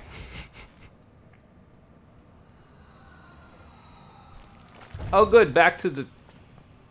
Excuse you. Back to the souls of the screaming damned. Fun. So, yeah, this is where the well was a few minutes ago before they blew it up. So that's great. Can't wait to get my hands on a helmet, though. Still don't have one. Although probably if I had a helmet on, all it would do is rattle around the screams of the damned in my ear, so, you know. Yeah, surprise! That's valid. Yeah, I don't know. Sometimes I just want to do fun runs, sometimes I don't, so. Well, progress log. Experiments are now successfully recreating bodies 97.5% of the time. Any missing limbs or extra fingers are now probably how the original subject looked, rather than a magical flux on our end. Whoops. However, full revivification still eludes us. Even with increased testing, products are nothing more than inert lumps of skin and bone, although the occasional spasm or twitch does allow hope of full success in the future. I guess I was the first success. Cool. I know some of you complain that we should use cadavers and skip the corpse recreation altogether, but you must know we'd never be allowed to experiment with the subject's actual body. There are Hippocratic oaths in this universe, you see. We may be working to recreate life, but that hardly allows us to desecrate the dead. Any further complaints can be brought to me directly, signed Fulmerus Hughes. Well, these are notes from Professor Hughes, so we must be getting pretty close. For those of you that came in late, this is the Well of Souls. The screams of the damned on the inside are the souls of dead people on the other side of the River of Death, and the dwarves down here have been experimenting with bringing them back to life in different bodies. In this case, they brought me back to life, but haven't had much luck otherwise. So that's fun. I'm gonna get out of here before the orchestra chases me out of the room anyway. Laboratory. Yes, please enjoy your stay at the Well of Souls. The screams of the damned eventually stop, I swear. Or maybe that just turns into white noise for me. Oh, and by the way, the Summer and the Winter Fae are here. Good luck! Not here specifically, but, well, the Winter Fae are in here because the Tuatha are here, but the Summer Fae we'll see later. For now, it's mostly just me and the dwarves. Why is it always screams of the damned? It can't be screams of the happy, right? Oh, wait, what? Yeah, this is the Fae lands. That's where this takes place, so. You've made it, and look at you. Even with all you've been through. The Tuatha, your return from the dead. Please forgive me. You must be terribly confused by all of this. You can say that again. Numerous hues, and this is my laboratory at Alistar. Everything you see here is dedicated to one thing, the Well of Souls, the pursuit of immortality. And you're my first success. Uh-huh. If we only had the time, there's so much we might learn from one another. So, do we not have the time because of the Tuatha, or... Also, you're probably the man to go to about the Well of Souls, but let's ask about you first. I am Fenris Hughes, scholar of Vivification Prime Circle. We're standing above my life's work, the Well of Souls. There's so much to learn about you, though. I imagine it's all a bit muddled. Side effect of the Prismere? Patient? No. I don't know, you're the scientist around here. You keep saying that. As soon as I press this blue one, we're gonna run out of time probably, so I'm gonna delay that as long as possible. Do you know anything about how I died before we... Well, maybe I'll talk about the Well of Souls first, then we'll talk about how I died. It's been my life's work. Decades of research with a singular goal, ending death itself. And now, you're the only proof that it's a success. Yeah, until you rebuild the lab. Why did it work on you and no one else? What makes you different from the others? Well, Mr. Hughes, I'll let you know. It's because I'm the protagonist of this video game. We've got to get you someplace safe. Maybe we'll find out later why it worked on me specifically. Or maybe we won't. I don't remember. We'll find out later. I wish I could tell you more, but your death is a mystery to me as well. It seems that your memory died with your body. Not all of it, though. You see, the well is designed to capture the soul of someone recently deceased, recreating their physical form within its waters. Simple, really. Sure, simple to you. The first we might truly call a success. There have been others, but the results weren't quite right. So you guys disposed of all the ones that weren't quite right, right? You're not answering. You did dispose of the cadavers that weren't right, right? We'll find out about that later. What's going on here? Too much to explain right now. The Tuatha have come to stop my The Well of Souls sounds so incredibly evil. I'm pretty sure Shang Tsung has one of those. Yeah, he does, actually. What's important is getting you out of here. And it's the same color. I wonder if they took inspiration from Shang Tsung's well. I may not be able to save the well, But yeah, the dwarves are, only success is safe. I don't even want to say morally gray, because that's not quite correct. They're morally dubious, is probably the best way to put it. Where are we? We already asked that. I've got more questions. I don't really have more questions, so I'll stay and fight. Let's get out of here. Well, if I get him out of here, I'll be able to answer more questions if I find out any more. So let's get out of here. Yes, you're right. I've got my notes, but it's most important that you stay safe. It's just that you're... Your only success? Yeah, we can worry about that after we get out of here. Yes. I'm not certain what's caused it, but somehow... Yes, as I was saying, I'm not sure what... Can we talk about this later? This place is going to come down on top of us. Go see. Sir! Mr. Hughes! The Tuatha have reached the lab! They're inside the... Well, we're not going to see him again. Oh, Jesus. Nice dodge. We've got to get you out of here now! Quickly! Okay, fair enough. Follow the path to the town of Gorha. Find Agath. He's a friend, and he may be able to help. No matter what else, stay alive! Okay, but what about you? Oh. That's what about you. Holy shit, he's pretty good for a scholar. Might be the smaller hitbox. Anyway, we gotta get the hell out of Alistair Tower. Ow. Out of Alistair Tower because it's coming down on top of all of us. So let's get the hell out of here before it actually buries me. Maybe we can just let it bury the Tuatha. How does that work anyway with their immortality? So the way that the Summer and the Winter Fae work in this game is that they don't die like most people do. They sort of implied this in the intro, but basically, instead of death, they basically temporarily die, quote unquote. They fall over from their injuries or whatever, but after a certain amount of time, they'll just spring back to life. But like, what if you're buried under tons and tons of rubble? Like, are you just stuck there? Like, because that's a fate worse than death. Holy shit, man. I wouldn't want anything to do with that. Anyway, here's another stealth section, one of the few that's remaining in most of the whole game, unless you do the thief side quests. But I don't really need it because I'm not stealthing, so... Come here! Oh wait, I don't have that skill yet. Alright, now you. I'll just wait.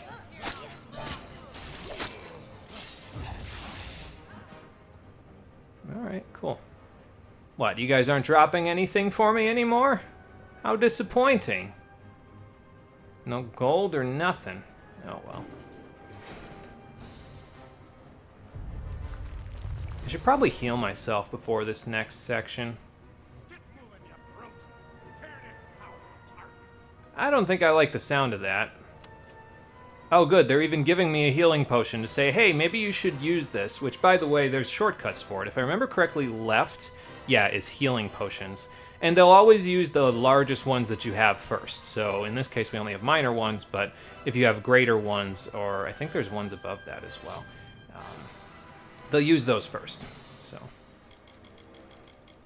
all right, let's do a hard save here real quick, just because. That way we'll have it, because there's a boss coming up. Yeah, they have a healing factor. Isn't that neat?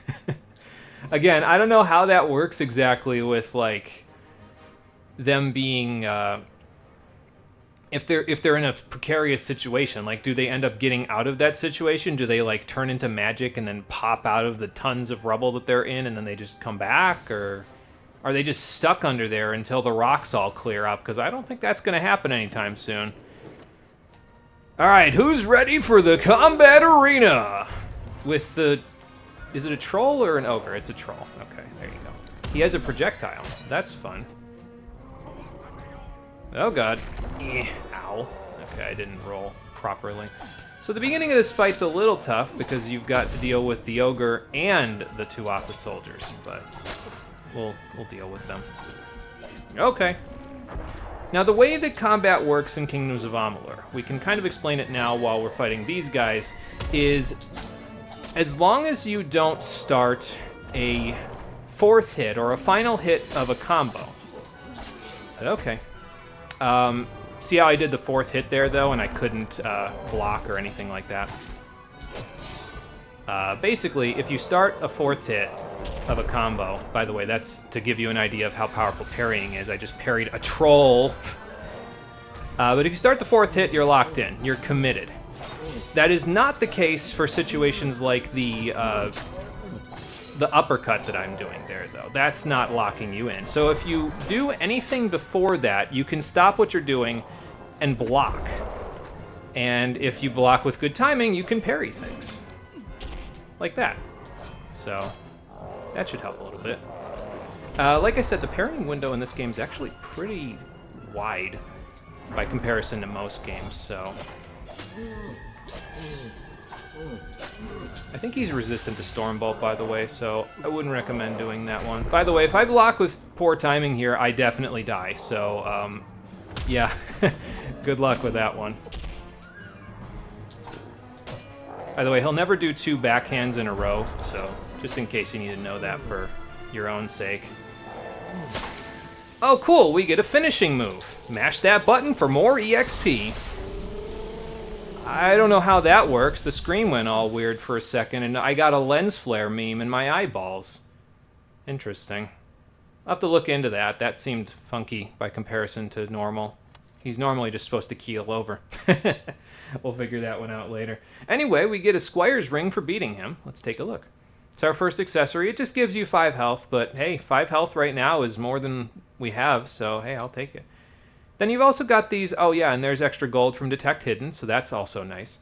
You've got these Cloudy Protection Shards. These are your sage crafting items. Eventually you can combine these together and stick them into armor to create gems.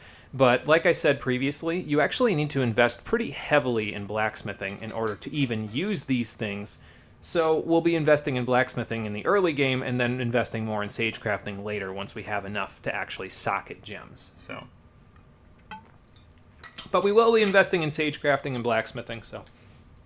And then there's this. This is probably junk. Yeah, we won't need that. I'll just stick it in junk and sell it later. I'll take the rest, though. But yeah, you can make gems, but you pretty much can't use them at the moment, so I wouldn't even worry about that. We'll worry about that later. For now, into Alistair Glade.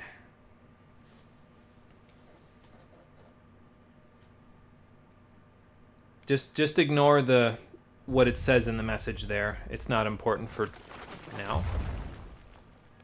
It's also a heavy spoiler, but hey, fair enough. Okay, I guess we got out just in time. That place was coming down on top. Oh my god, there's a river, and it's not downstream. I can finally take a bath to get the smell off of me from those goddamn corpses. But first, Goreheart's been added to our map, and we can level up for the first time. So let's go do that. So yeah, we actually just got to level 1. It's kind of weird because they start you at level 0, and they move you up to level 1 after the tutorial's over, which is a little different from how games normally do things. Excuse me. Anyway, let's level up, shall we? So these are the skills. We got Alchemy, Blacksmithing, Detect Hidden, Lockpicking, Mercantile, Dispelling, Persuasion, Sagecraft, and Stealth. Sorry, I scrolled over Dispelling because I know we're never going to use it. Let's see what I want here. So I actually want to invest in Detect Hidden for our first level, if I'm looking at this correctly, which I am. Okay, good. So we'll invest in Detect Hidden for our first level. We actually already have one. And that's why we can see enemies on the minimap. If you didn't have Detect Hidden 1, you wouldn't even be able to see enemies on the minimap. So I would definitely say this skill is well worth the investment. And again, it increases the amount of gold you get as you explore around as well.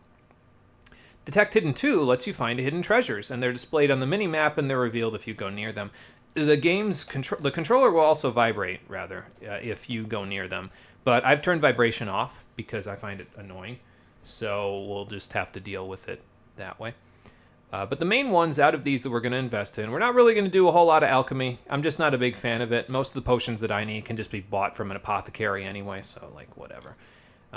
Blacksmithing we'll be doing a lot of, and we'll talk about that in a little bit. This is our next level. We're going to want to invest in this because you can harvest components from some enemies in the world. So getting this early enough to where you can use it is probably pretty paramount, but I like a little bit of Detect Hidden to start with. So we'll be investing in Detect Hidden pretty heavily. As you can see, advanced and master sections are actually shaded out at the moment. And that's because in order to get any advanced skills at all, you need to be level 8, and then you need to be level 16 in order to get any master skills. So we'll eventually get those, but not just yet. Let's see. So Dispelling, you can dispel things easier. The thing about Dispelling is that it's for treasure chests, right? So you can dispel treasure chests with magical curse on them, a ward. But if you fail at Dispelling, the ward will give you a curse that you then have to go to a town and heal with a healer. So there's a bit of a risk to it. And as with Fallout 4, as far as I'm aware how Fallout 4's chests worked, chests in Kingdoms of Amalur are not tiered. So just because something is harder to open does not mean you'll get a better reward, which is why I don't really open a lot of chests, honestly. It's just not usually worth it. The stuff you pick up is usually enough. Lockpicking, it's what you'd expect it to be. I don't usually invest in it because it decreases difficulty, but the lockpicking minigame isn't that hard to begin with, from my impression. And then the higher you go, the more locks you can force. It'll use a lockpick, but it'll open it every time without you even having to play the minigame. I don't really see the point, but whatever. Mercantile. It improves your buying and selling costs at merchants, so this is a pretty important skill. The milestones don't really give you a whole lot. You get some gold when you destroy an item, but I never destroy items. I just keep them and sell them, so I don't really see that as very worth it. What's at the top here? I guess if you need to sell stolen goods, but I don't really steal goods either in this game. I'm kind of a goody two-shoes in this game because honestly, being evil isn't really all that much fun, in my opinion. We'll talk about it later. Persuasion. This is your charisma. You can persuade others, and it increases the probability of you succeeding in your persuasion, although if I remember correctly, that caps out at 95%. So there's always a chance at failing, even if you have high persuasion, when you use those green options in dialogue. So again, I feel like somebody was in my party that was, like, previously, before I died, that was able to do this for me, so I'm not really going to bother with it, but...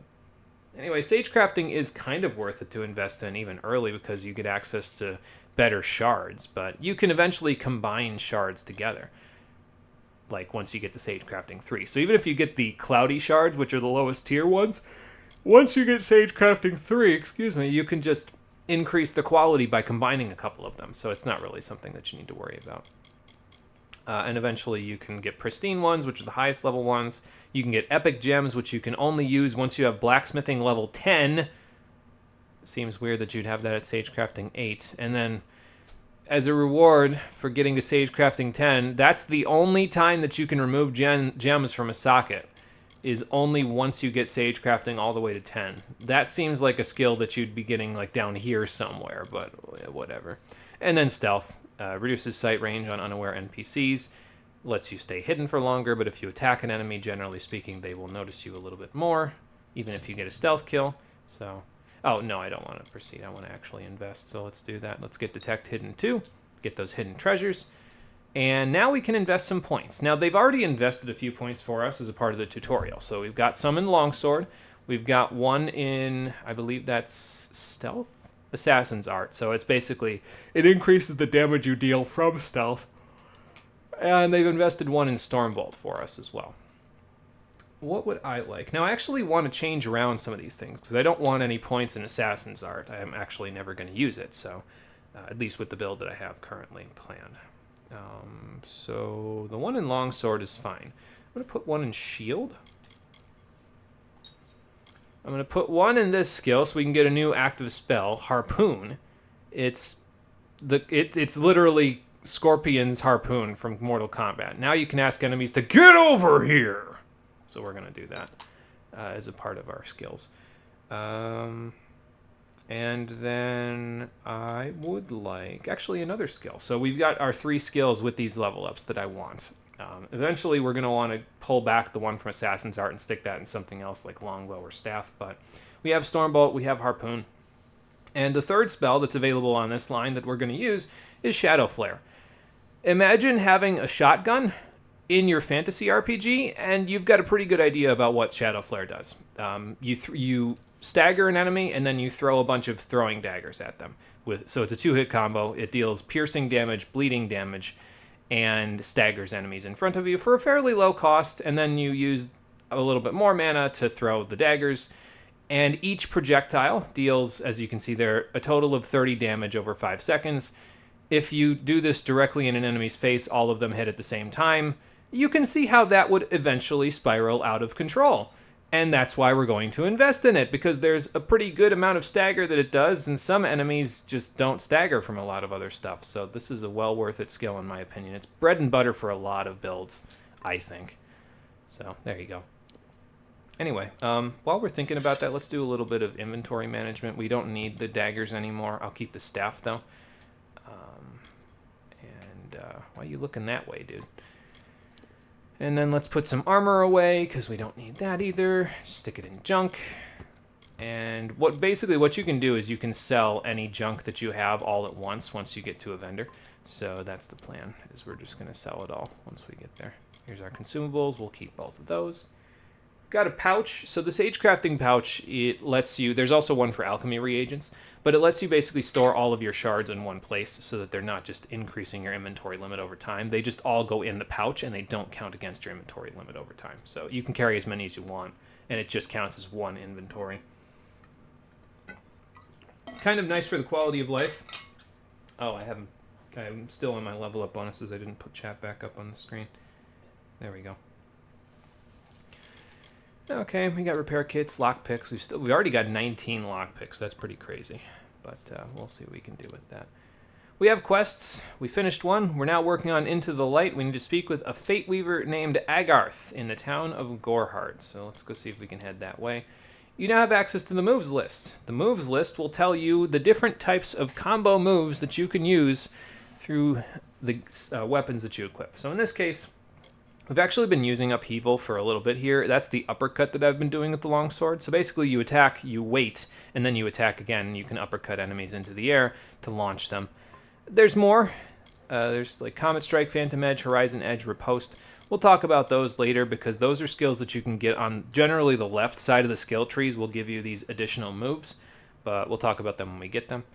Hammers, we don't have yet, so we can't do anything with those. Greatswords, same thing, don't have those. We have daggers, but unfortunately, unlike longswords you actually get upheaval automatically without having to invest anything. The other weapons you actually have to invest in the masteries on the left side of the tree in order to get them, so we don't have anything for daggers. We have charge shot for longbows as well, so we can charge up our shots and deal a little extra damage.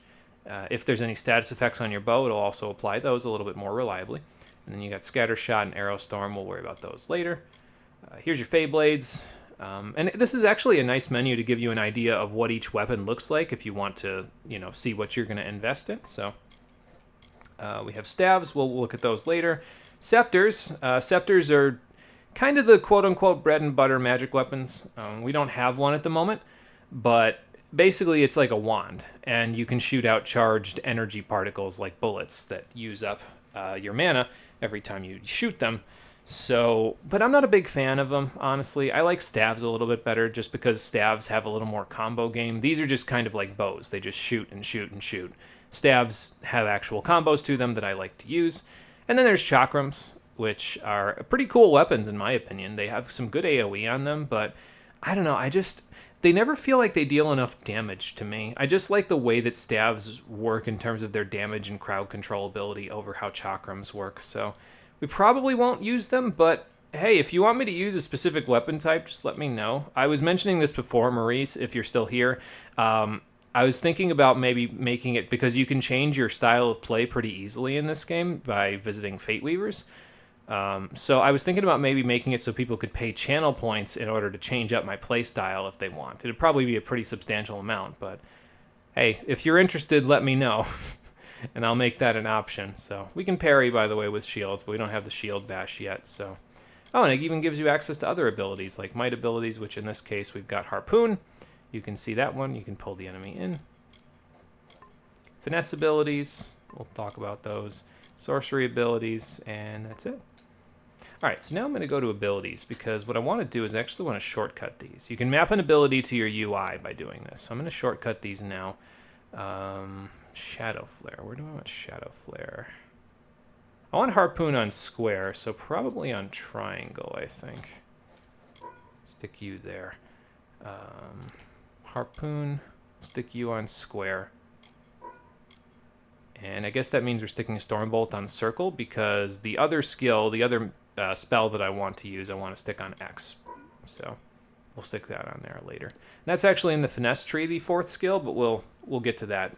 We can't get it on this level. It's on a different level. And until you invest a certain amount of points, as you can see, to get to the next level of the tree, you need to invest 5 points in the bottom section of the tree first.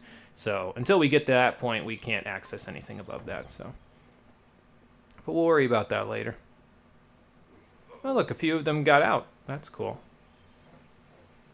I'd like to talk to Ora Henry, if possible. There we go. Thank Matharu. Another survivor. Are there any more? Not to my knowledge. The door collapsed behind me. I suppose that's a little bit of kindness from fate. May those still trapped inside rest peacefully. Yeah, I guess I don't really need to know anything else. We'll be moving soon. All right, you do that. I'm gonna head this way and see what everybody else is up to. Remy and Claude. Oh, Claude, you're the one that almost skewered me a minute ago. We could have used more of you. You'd have to take that up with Professor Hughes. Yes, they did have a troll. The giant rock thing. I don't know how the Twather found us, but if they had a troll, it couldn't have been an accident. I would hope not, for all the firepower they had. To collapse that doorway behind you, or they would have chased us into the glade. So I guess they're going to have to find a way around now, huh? Any more knowledge on trolls?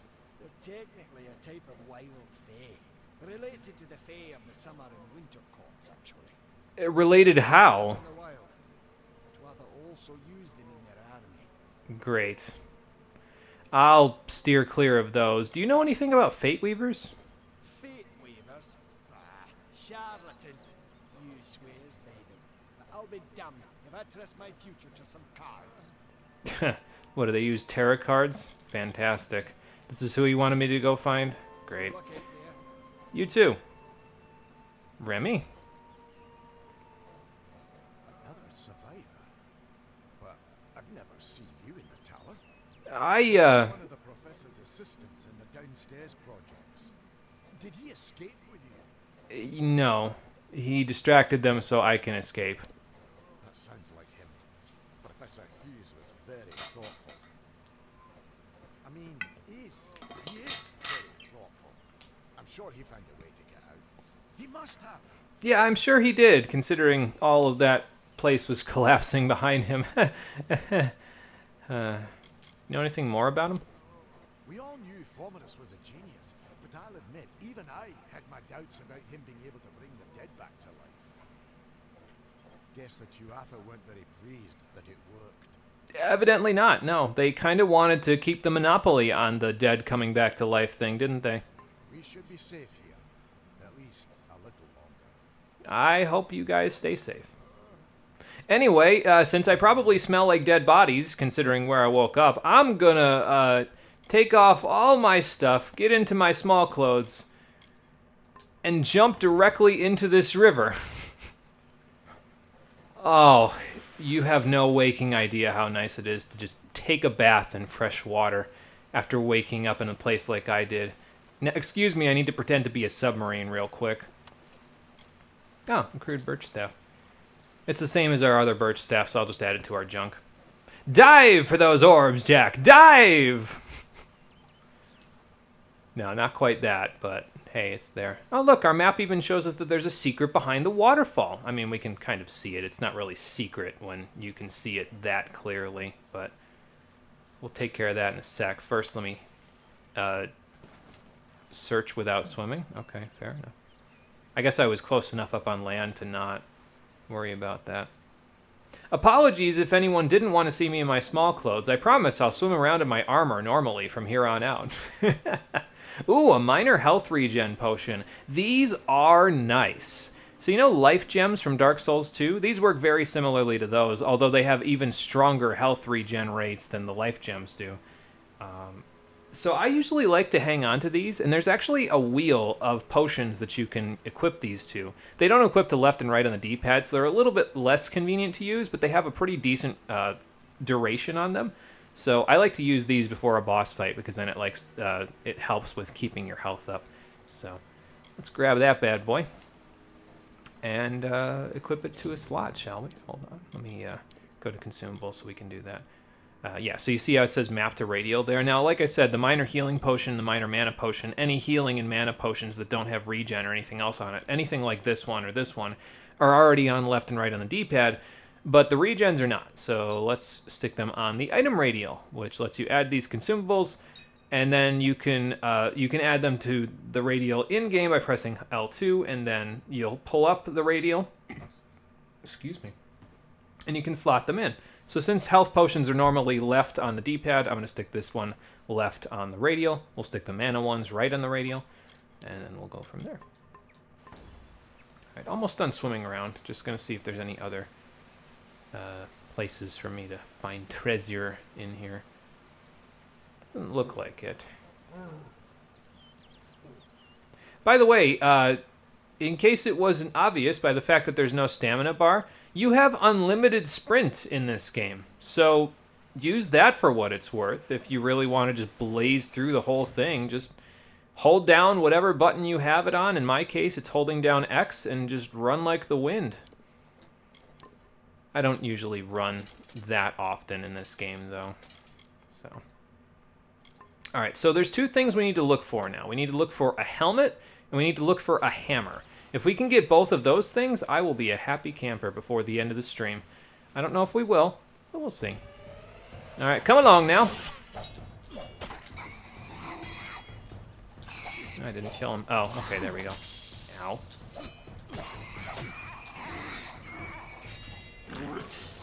I let go a little too quickly. Yeah, I saw that one coming. You're gonna have to do better than that. Yeah, that was an uppercut, so that was not going to work. That's okay. I'm dying a little bit, but it should be fine. We'll be okay. We got potions. We got potions for that. All right, what's this skeleton got? A crude iron longsword. Yeah, I was gonna say, that's probably a little bit better than the rusty one that I've got, so I'll take it. Thank you, skeleton. Don't give up. Oh, footlocker. Well, we got 19 lockpicks. We could try to force it at a 90% rate, but might as well check the lockpicking minigame. So you can adjust the lockpick like this, and you move the slider. You want to get the slider all the way to the right side from the left side, but you have to be careful. If you see the slider slow down like that, like you see how it's slowing down there, that means that you're probably not exactly in the right spot. So you're going to want to move it a little bit. The vibration also helps with this, because if you're not in the correct spot, it'll, you know, slow down, and then it'll start vibrating to tell you that the lockpick is about to break. So, but I'm not worried about that. Oh, look, this is even better than the one that we just got. Perfect. I'll just equip that. Here is a reagent. Now, these reagents, the way that they look, the way that they inspect, rather, in their item descriptions, they'll tell you what they're good for in alchemy. So in this case, this is good for extraction, whatever that means in a potion. Making it useful for concocting potions that combine very disparate elements. All right, fair enough. I'm not going to bother taking these because, again, we're not really going to do any alchemy at all, but it's worth it looking at item descriptions before you make potions, just to give yourself an idea of what those will do for you in potions when you make them. So, yeah, lockpicking mini games. Can't wait to run out of lockpicks. I don't remember if I ever have run out of lockpicks in this game, unless I just force everything, which is possible. By the way that lockpicking works in this one is it's pretty much exactly the same as how it works in like Fallout 4 in our case, or like Skyrim if you played Skyrim. It's a different interface, but for very easy locks, it's always in one of three places, either directly up and down where the pick starts, or slightly to the left or slightly to the right, like at a 45-degree angle left or right. So it's always in one of those three places. It usually doesn't show up anywhere else. So now I'm going to save real quick before we do this, because this is our first dispelling mini game, and I am really bad at these, but we'll see what we can do. All right, so dispelling mini game. You could auto attempt it, but again, the risk is really high because you only have a 10% chance to dispel it, and if you fail, you get a curse. So we don't want that. All right, so here's how it works. So what'll happen is you have a wheel here. You'll have a cursor and then time left in the corner. So basically, when the cursor goes over these glyphs, you'll want to press the button. The more little notches in each glyph, the quicker it will reset. Basically, you have to have all of them grayed out in order to open the chest by dispelling it. So you want to try to hit the ones that have more notches in them, and then try to get the slow-moving ones. It's kind of hard to explain, but I'll just show you, and then we'll see if it makes any sense. So, but yeah, so there's 1 notch, 2 notches, or 3 notches, and the 3-notch ones reset very quickly. 2 notches a little slower, and then the 1 notch is pretty slow. But you want to break all the glyphs, so let's see what we can do. Like that. Oh, we found a hammer out of the whole thing. Nice. So I guess it was worth it to go in here, because here's one of the things I needed. But basically, you just want to use good timing when you dispel stuff. If you just go over everything, you'll be fine.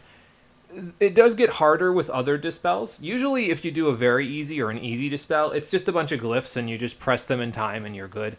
Anything harder than easy, so like medium or hard or very hard, they'll also introduce mines into the glyphs. So if you accidentally press something on a mine, and sometimes mines are very close to those glyphs, you'll instantly fail to dispel and you'll get cursed. So, and usually damaged as well, if I remember correctly. So that's just great. Anyway, we have a hammer now. It does 32 damage. That's awesome. Goodbye, longbow. And yes, we have access to hammer now. So if you were a big fan of Luger using hammers in Xillia 2, hammers are one of our weapons of choice in this one. I'm probably going to primarily, as melee weapons, use longsword. Actually, yeah, those are the only melee weapons I'll use, is longsword and hammer. We'll use bows occasionally as well, and we'll use staves. So we'll have a nice variety of weapons. Depending on the situation, I'll equip different ones. But I'm going to want to carry at least one of each of those 4 weapon types throughout the game, just so that way I've got them.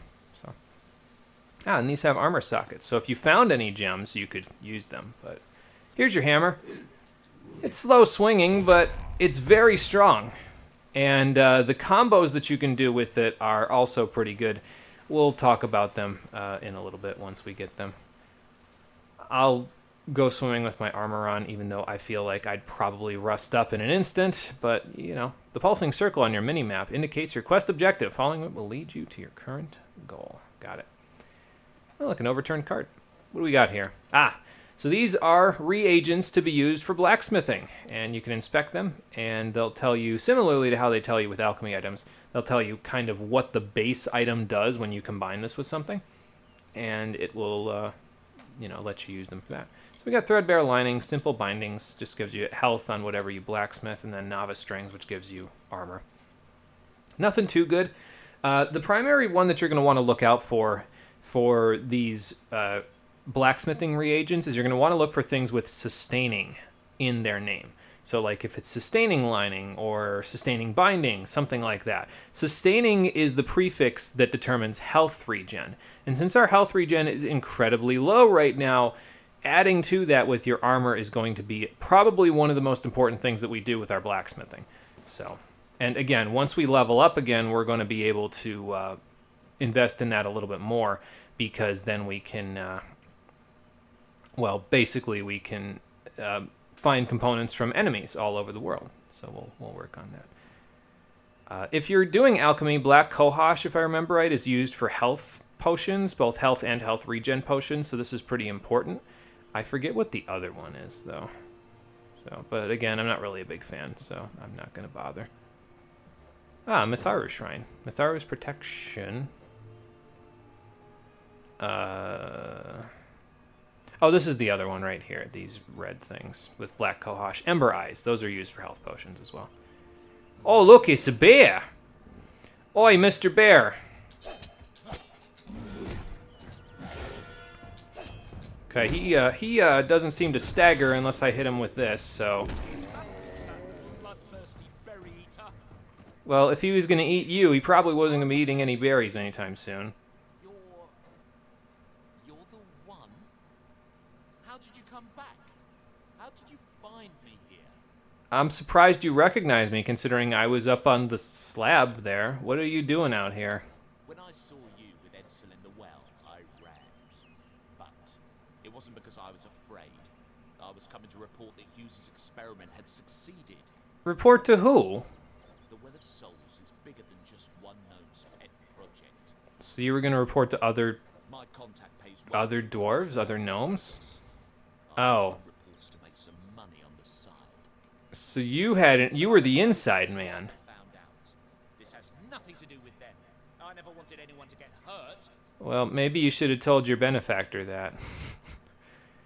Who did you report to? I promise you, if I knew who it was, I'd tell you. Sharing research is one thing, but academic sabotage is a crime. It doesn't sound like the person you're working for cares about that. Pay me and you live. Just leave. Thank you. Here, take this. It's the pay for my last report. If I take this, how are you going to get on the cart to get out of here? I'm going back home to Odessa. Alright then. Fair enough. You could kill him. You can even kill him now after he gave you the reward, really, if you want, because there's an aggressive mode.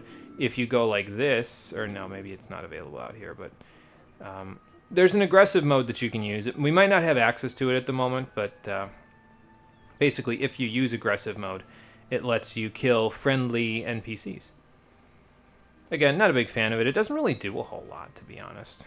At least not from my impression, so... Ah, good. Wolves. Get over here.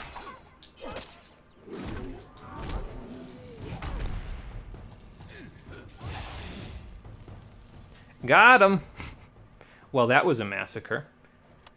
Leather leggings. Those could be good if you... I guess they're better than what we've got, but they're also thief armor, so we'll just leave that alone.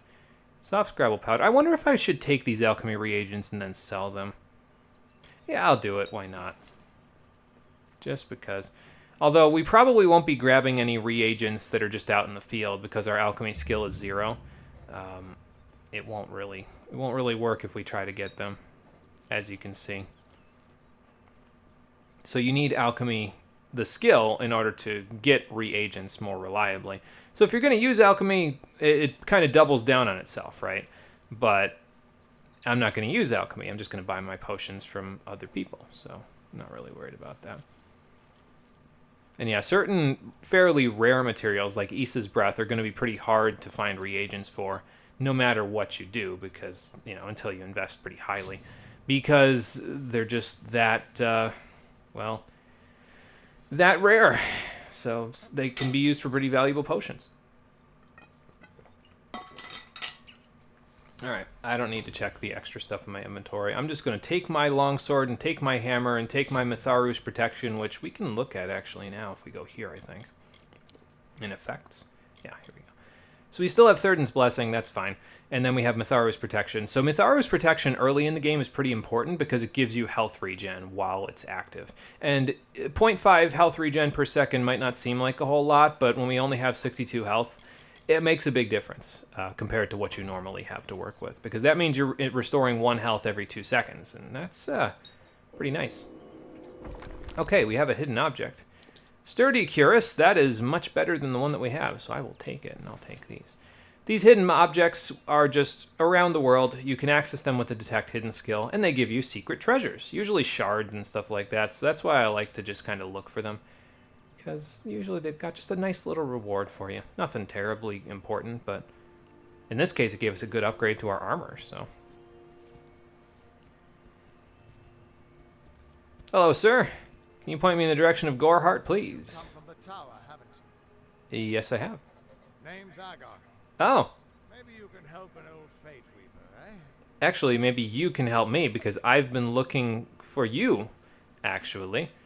Did I find out what a Fate Weaver is yet? I'm just going to ask. I don't think we've gotten a full explanation yet.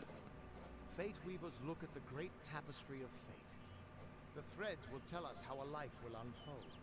Uh-huh. But knowing the future and being able to change it are two very different things. Well, why would you want to tell people what their futures are if they can't change it? Fomerus Hughes actually sent me to find you. Did he? Poor old Fomerus Hughes. He respected the way the world works. What a shame. He's probably dead by now. Well, how do you know that? Did you fate weave that? Like, did you figure that part out? The cards told me that the Well of Souls would work, but Hughes' success would come on the day of his death. Oh. He took it pretty well, honestly. Although we did a lot of drinking after that. Yeah, I could imagine. Most people don't take knowing about their death very well. Usually finding out you're terminal is not something that you celebrate. The cards... Yeah, I guess I can ask about that. You really don't know much, do you? Listen, my head's all foggy, man. Give me a break. Taps into the threads of fate and channels that energy through a focus. My order prefers cards. So that guy that was in the intro sequence was probably a Fate Weaver because he had all those tarot cards. Uh-huh. Well, I'm glad you see the weave of fate differently, but you might want to think about the fact that I just woke up in the tower and not from sleeping. You're the one. Then that means it all makes sense now. What does? The cards this morning. I drew the Gravedigger, the Running Man, and the Beast. Okay, well, we know about the first two. Prepare yourself. They're coming. So unless the troll was the beast, these guys might be the beast. Okay, here comes more Tuatha. Get that shit out of here. Oh, that's Agarth. Okay. So you'll notice that we're getting a purple bar being built up. That is fate energy. It adds a new mechanic that we'll be working on as we beat these guys up. So we'll work on that in a second. There's no friendly fire, by the way, so don't worry about whacking Agarth upside the head while you do this. So, oh good, they gave me 500 fate meter.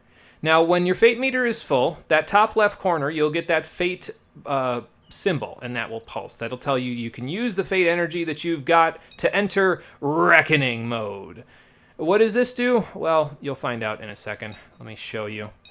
So you hold down L1 and R1 until you slam the ground. Time will slow down.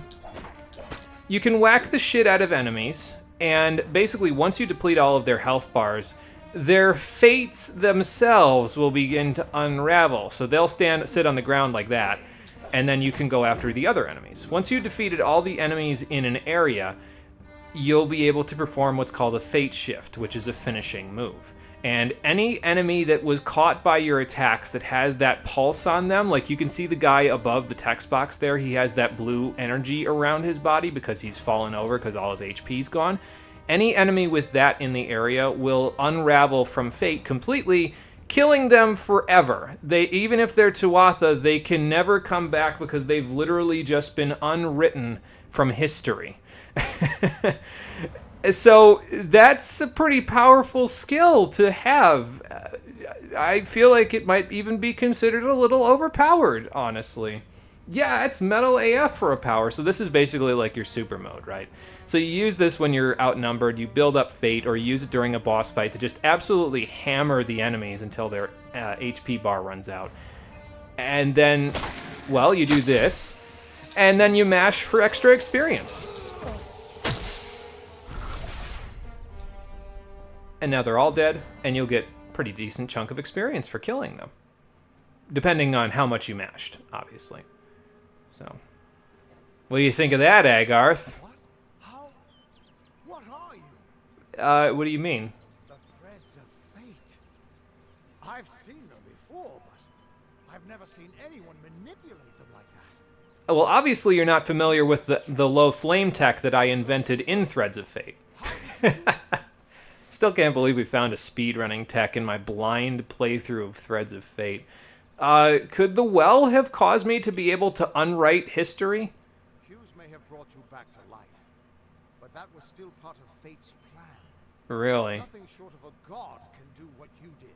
Ah, so I have protagonist powers now. Fun. To do a reading.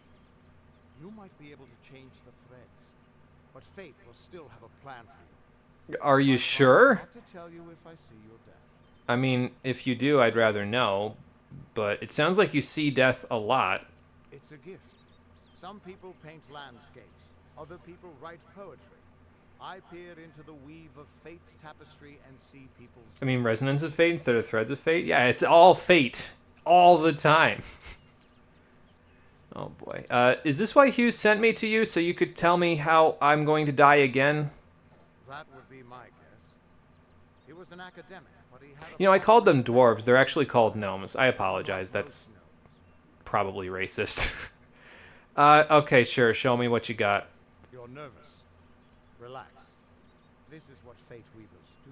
I wouldn't call it nerves. I'll be seeing More like, I don't know how much this would actually make a difference. who you are, what you've done, where your path takes you.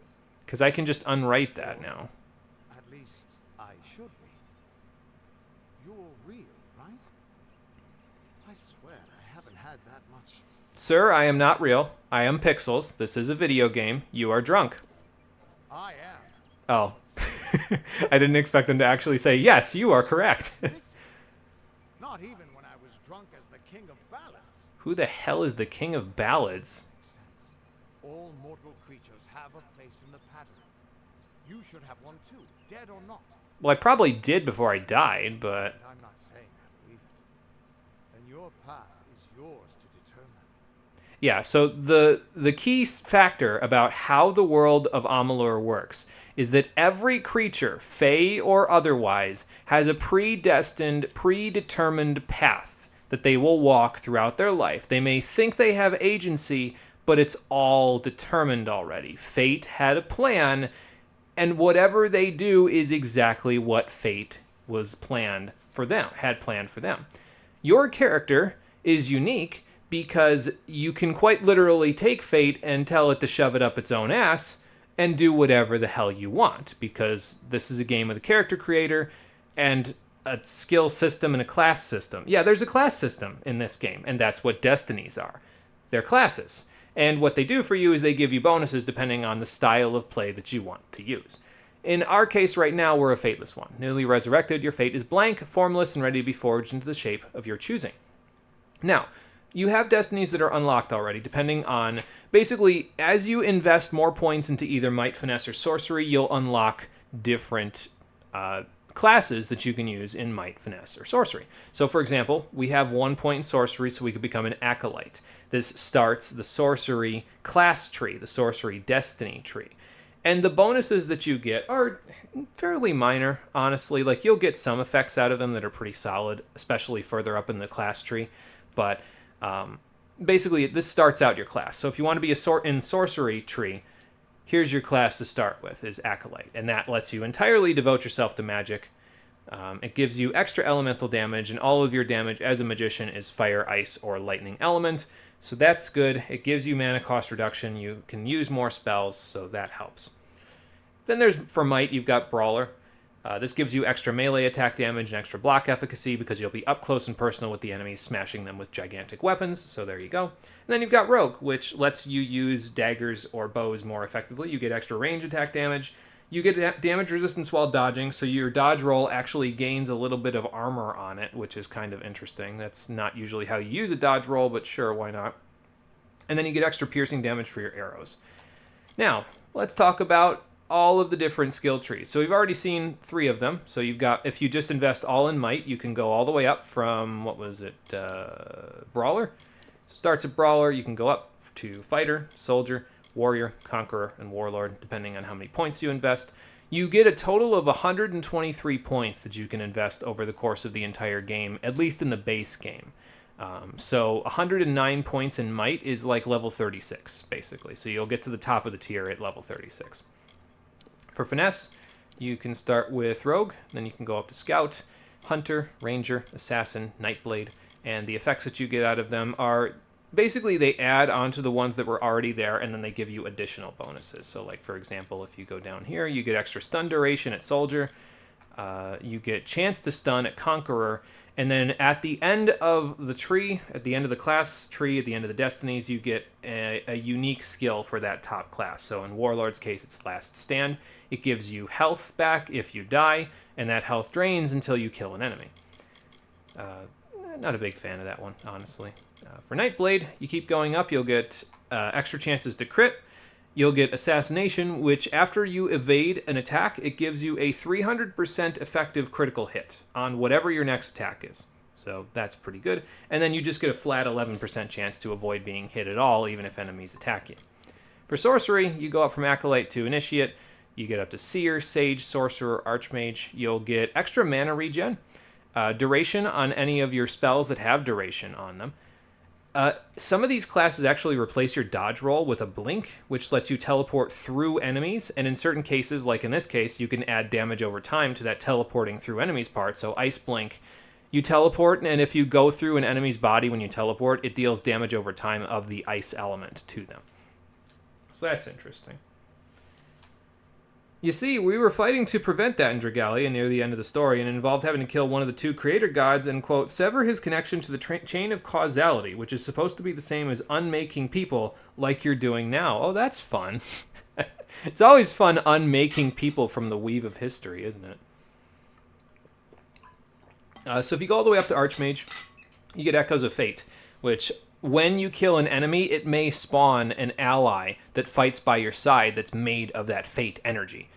I think it's a pretty low chance, but that's a pretty metal ability, if I'm honest. Like, just all of a sudden, you have allies. And if you keep going up in the sorcery tree, you get an ally as well.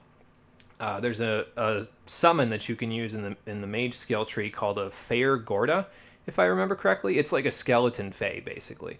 And he can be a pretty solid ally. Eventually, you can spec him out to basically give you health every time, like drain health from the enemy and give it to you every time he hits an enemy. And he has got a lot of combo games, so you can see how that would eventually cycle out of control and snowball into an avalanche. I'm just not a big fan of Blink, personally. It changes up how you dodge. The dodge roll is basically instant when you dodge out of the way of enemies, and Blink has some startup frames on it. So it's like 8 frames of startup, and that can be pretty substantial. It changes up how you need to dodge. Like, you need to dodge earlier when you use Blink. So, however, as you'll notice, it's not just the singular trees that you can invest in. You can also invest in any of the 3 trees, Might, Finesse, and Sorcery, and there are classes for those. For example, if you invest in the Finesse Sorcery skill trees, like if you invest in both of them fairly evenly, you can unlock things like Disciple, Arcanist, Warlock, Spellcloak, and Shadowcaster. And eventually, these are more poison-focused, basically, but here's what it gives you. You'll get extra elemental damage for your fire, ice, and electric attacks, piercing damage for your bow and arrow stuff, chance to crit, mana regen per second, dread, which is good for when you're using fire, because fire inflicts panic on enemies, and it causes them to run around because they're, well, on fire.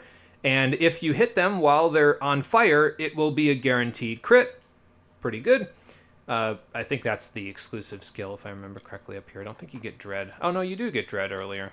How far down do you get it? You start from Tier 4? Tier 3? Wow. That's pretty impressive, actually. You usually don't get stuff like that at Tier 3. That's a pretty powerful skill. Then you have Poison Blink, which is like Ice Blink, except it inflicts poison on enemies, and then Drain Mana. So if you get a crit, which, again, you can do whenever an enemy's in panic, you get mana back. So you can just keep casting over and over again with this. It's pretty solid.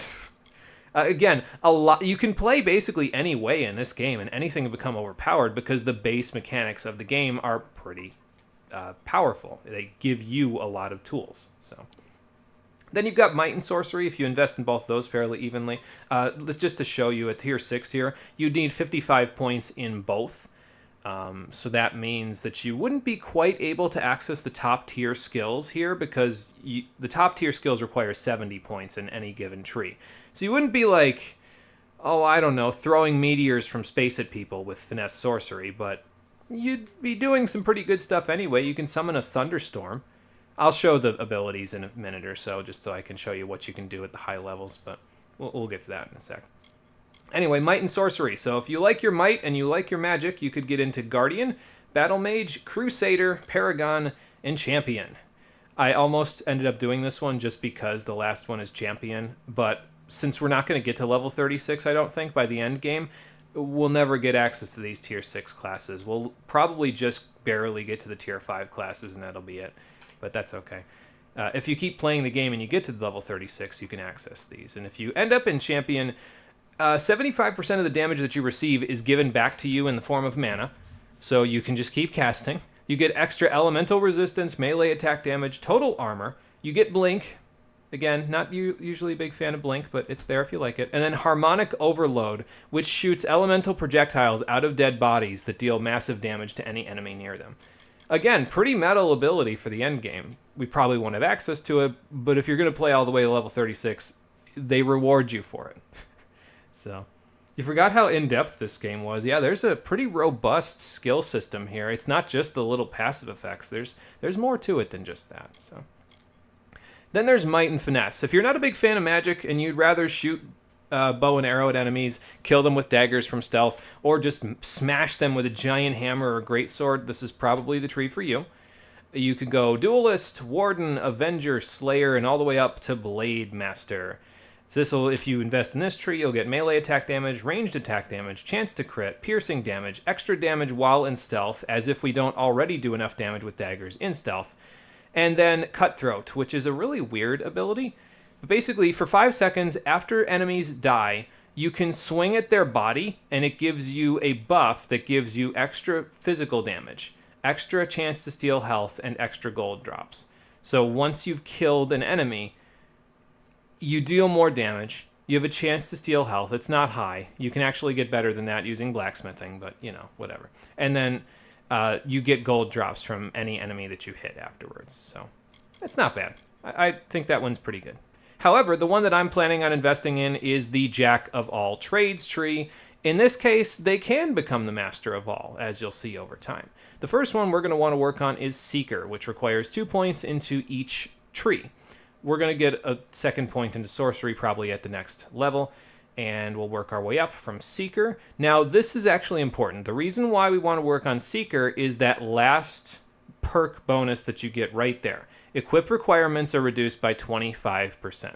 That means you can equip stronger armor earlier in the game than you would with any other class because you need less points in order to equip it. So normally armor needs, let's say, 8 points of might. You reduce that by 25%. Now it only needs 6 points of might, and you can still equip it. So it's to help out because you're kind of spreading your points across all 3 trees, but it still lets you equip armor earlier than you normally would. So, and then if we keep going up the tree, we start at Seeker. We move up to Wayfarer, Adventurer, Prodigy, Polymath, which is probably where we'll stop, and then Universalist. If you get all the way up the tree, that's the sadism ability, whacking dead bodies to get extra damage. Yeah, pretty much. Yeah, that's basically what it does. If you get all the way up the Universalist tree, which you can do by level 36 if you invest 1 point into each tree at each level, you'll get extra melee damage, range damage, magic damage. Your equip requirements are still reduced by 25%. Here's another big one that you get for being a Universalist, a jack of all trades. +3 to all skills. Starting from, I think it's here? Or is it here? Okay, it's actually at the second class, which you only need to be level 4 in order to access. You get a +1 to every single one of those 9 skills. Alchemy, blacksmithing, detect, hidden, what have you. It just gives you 1 point in all of them. So these classes are really, really powerful just because it gives you these passive bonuses that just make the game easier to play. It's just like, don't even worry about all that stuff. Just equip a Universalist class and then just blitz through the game until you get to later, and then you can switch your loadout to be something else if you want to. You don't have to, but I find it easier to do it this way. So anyway, let's keep going. You get extra total damage resistance. That's against everything. 12% elemental damage, physical damage, what have you. 10% chance to critical hit. Excuse me. And then the Mastery of Arms skill, which lets you unlock every single one of the skills. I can't access that menu from here because I haven't set a destiny yet. But every single one of the skills that you can unlock on the left side of each of those 3 skill trees, it just gives you all 3 points in them. You don't even have to invest in them. It just gives them to you at that level. The one that we'll probably get to is Polymath, and these are the effects that we'll get.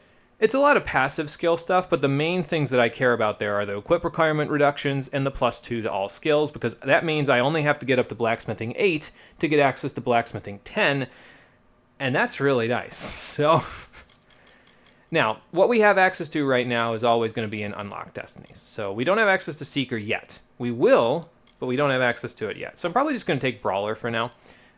Just because I'm mostly using Sword and Hammer. So once we get access to Seeker, though, I'm probably just going to equip those and never look back unless someone wants to see a different play style later.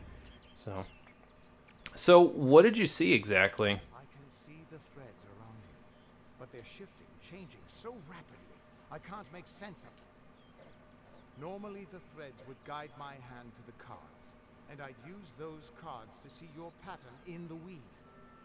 But it just didn't happen. They wouldn't focus. Uh-huh. So either there's something wrong with me, and there isn't, or there's something very wrong with you. I don't know, man. I kind of feel fine, but what does this all mean for me and the world? It could mean nothing, or it could mean everything.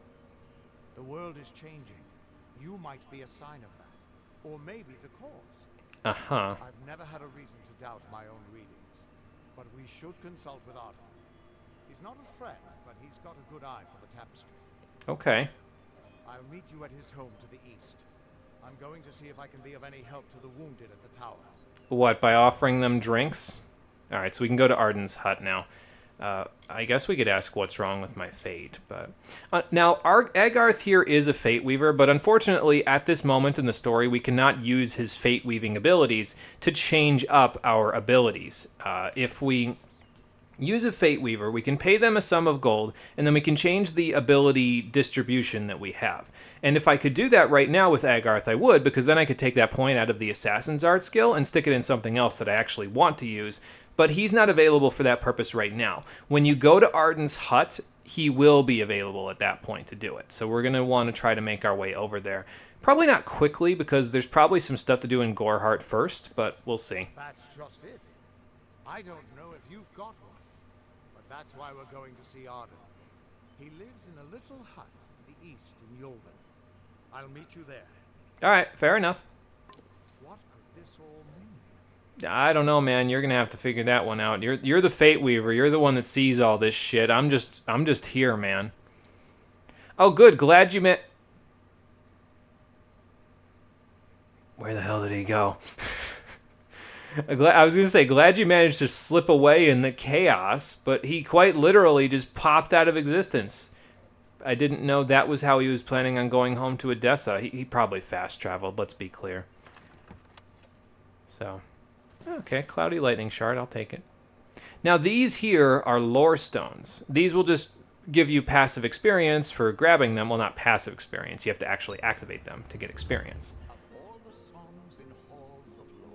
And they'll give you little lore bonuses as well by talking. Now, as far as I'm aware, you can't have them replay those later, but I think you can go into lore stones here and it will tell you what they all said. So in this particular case, we've seen the first one in Dalentarth about Olaine the Cure Seeker. The humble knight defends and heals the village of mortals. So yeah, here you can actually read through all of the stuff that they're going to say. Oh, you can actually play lore audio here. Okay. So if we see all of the lore stones, maybe then I'll look at them all. But I'll probably just grab them passively and not even worry about what they say. Because honestly, sometimes I just find it hard to hear a lot of the dialogue in this game. Even if you have the volume for the dialogue all the way up like I do, it's just really quiet. And that makes it tough to hear that stuff when you're in the midst of fighting enemies or doing something else. So, yeah. I don't know. Man, the oxen in this area are something a little interesting in terms of the way that they are shaped, I guess. Got a hell of a beard on you, big guy. You mind if I look in your rock pile? Scout's longbow. Okay, well, nothing particularly good, but it's better than the bow that we had, so why not? I'll take it. Let's go over here, and we can stick that in junk now, and this in junk, actually, because we have the other one equipped. So we'll just stick that away, and then we'll leave the Scout's longbow there. All right. And now let's move ourselves along. You don't just ask to look in someone's rock pile. Yeah, I didn't earn that rock pile. I had to do a quest for that guy, and I totally didn't. That ox is going to come after me later in the game. So we've discovered Goreheart, and that'll give us a little bit of experience every time you discover a location. So it's worth it to discover as many as you can just to get the experience, even if you're not planning on going in them, which is exactly the case with Stone Candle Mine back up the way there. It's just a short little dungeon that you can do at the beginning of the game, but I don't think there's anything that ever takes you there, so I'm not planning on going there. And we can fast travel here if we press select. And yeah, so here's your local map. It tells you where you are, where you've been. That's where we started. And then if you go to the world map, it'll show you the whole entirety of the Feylands. So for now, we just got out of Alistair Glade. We're still technically in it, and we're in Odarith. That's this upper area here. We want to get to Yulven, because that's where Arden's hut is down here. And then eventually it'll take us all the way through the Feylands. There's a total of 5 areas in the game. You've got Dalentarth up here. Daetir down here. That'll be your gnome home. The Plains of Erethel, the gigantic city of Rethir, and Malsenshir. You got Clericon over here. And then Alabastra, which is where the Tuatha Daon are located, in case the spikes and the general death and destruction that the land appears to be in is not key enough. So there you go. Everyone just stand back. The warden can't work when you're crowding so close. Go back to your business. Go on. So what's... Warden, what's going on here? Chemical goods. Who is this person? I don't care what you race. It's a tragedy whenever anyone's savage like this. Wait, Tuatha what? Their full name is Tuatha Deon. They are the Winter Fae that are attempting to take charge of their own fate by praying to an elder god that no one knows about except them. So that's interesting. Okay, so somebody stabbed this Fae almost to death? Well, that's not good. It appears she was attacked with some manner of short blade, likely a dagger, although there's no way it can be sure. Nice beard, dude. People simply stood by as she called for help. No one lifted a finger.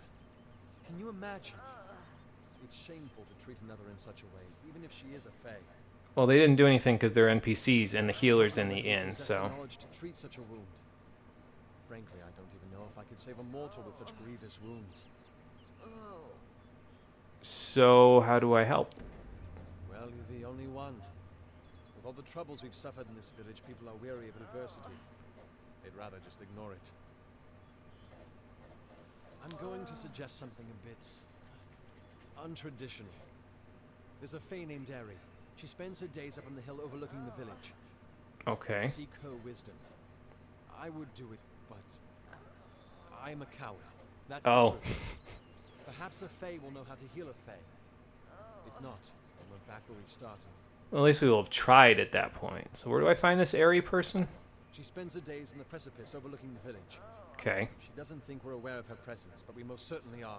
I mean, it's kind of hard not to notice her. Alright, building bridges. So, the plan of action for side quests is I'm planning on doing one side quest at least, perhaps more than that, but at least one side quest per major area that we go to. So, like, if we look at the map, this is in the Odarith area here, and then Yolvin is this whole section right here.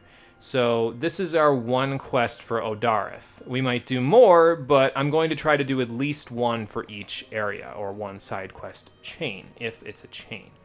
Oh good, look at all the trolls up here. we don't need to worry about them for right now. Those guys look mean. But yeah, so basically when we get to the Yolvin area, if there's a town or a side quest or something like that, I'll try to do those. I don't know if we're going to do any of the faction quests in this game. Because we're going to play Jack of all trades, the factions don't really have a whole lot for us. Because a lot of those are like, for if you're investing in a specific tree. But maybe I'll change my mind. We'll see. Did I just get unintentionally triggered by a flashback? Okay, never mind. That's different from what you were thinking.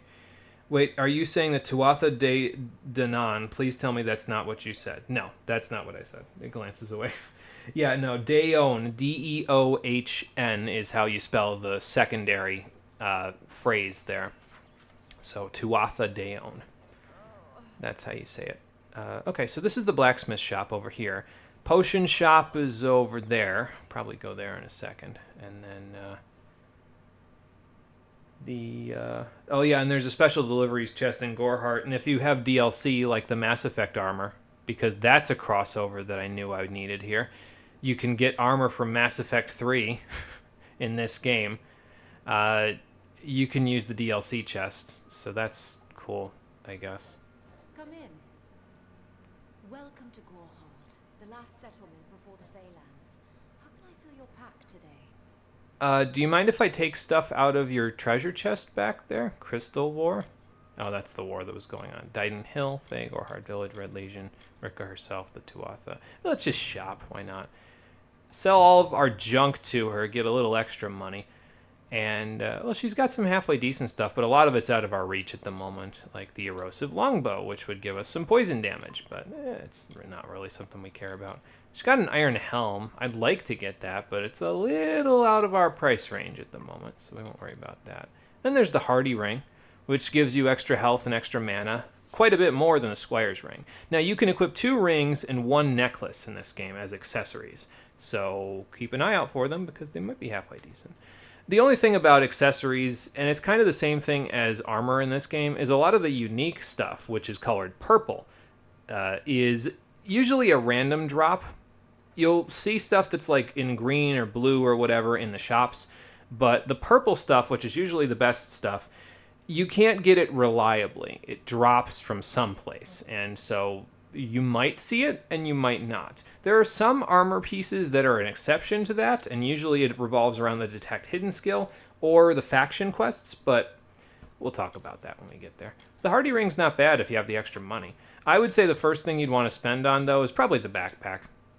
This increases your inventory limit by 10. I'm going to try to buy 3 backpacks over the course of the game, because that'll give us a total of 100 inventory limit, and that's more than enough in my opinion. So, but we can't buy this one right now because it's very expensive. So, yeah, Fable 2 had the Halo armor. That's true, so I guess why not? Okay, you don't have to curse Mabinogi today. Your Squire's Ring is just the Arakia armlet. I have severe brain rot. No, honestly, it really is just the Arakia armlet, isn't it? It serves the same function.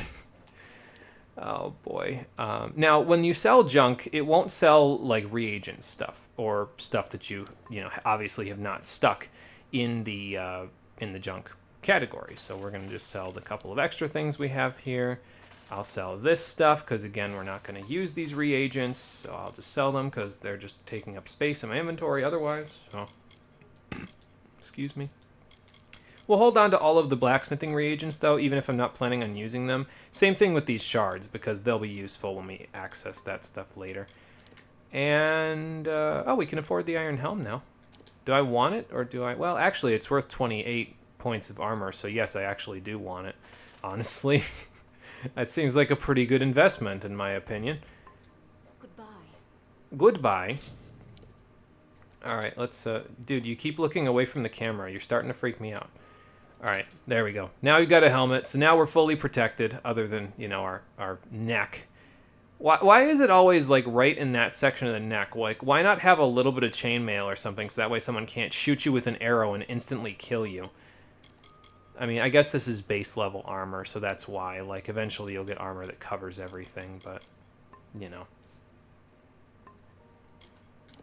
Alright, quest-wise, we're working on building bridges, and once we're done with that, we'll go do Into the Light, I think. So we'll go see if we can chat with Aerie before the end of the day.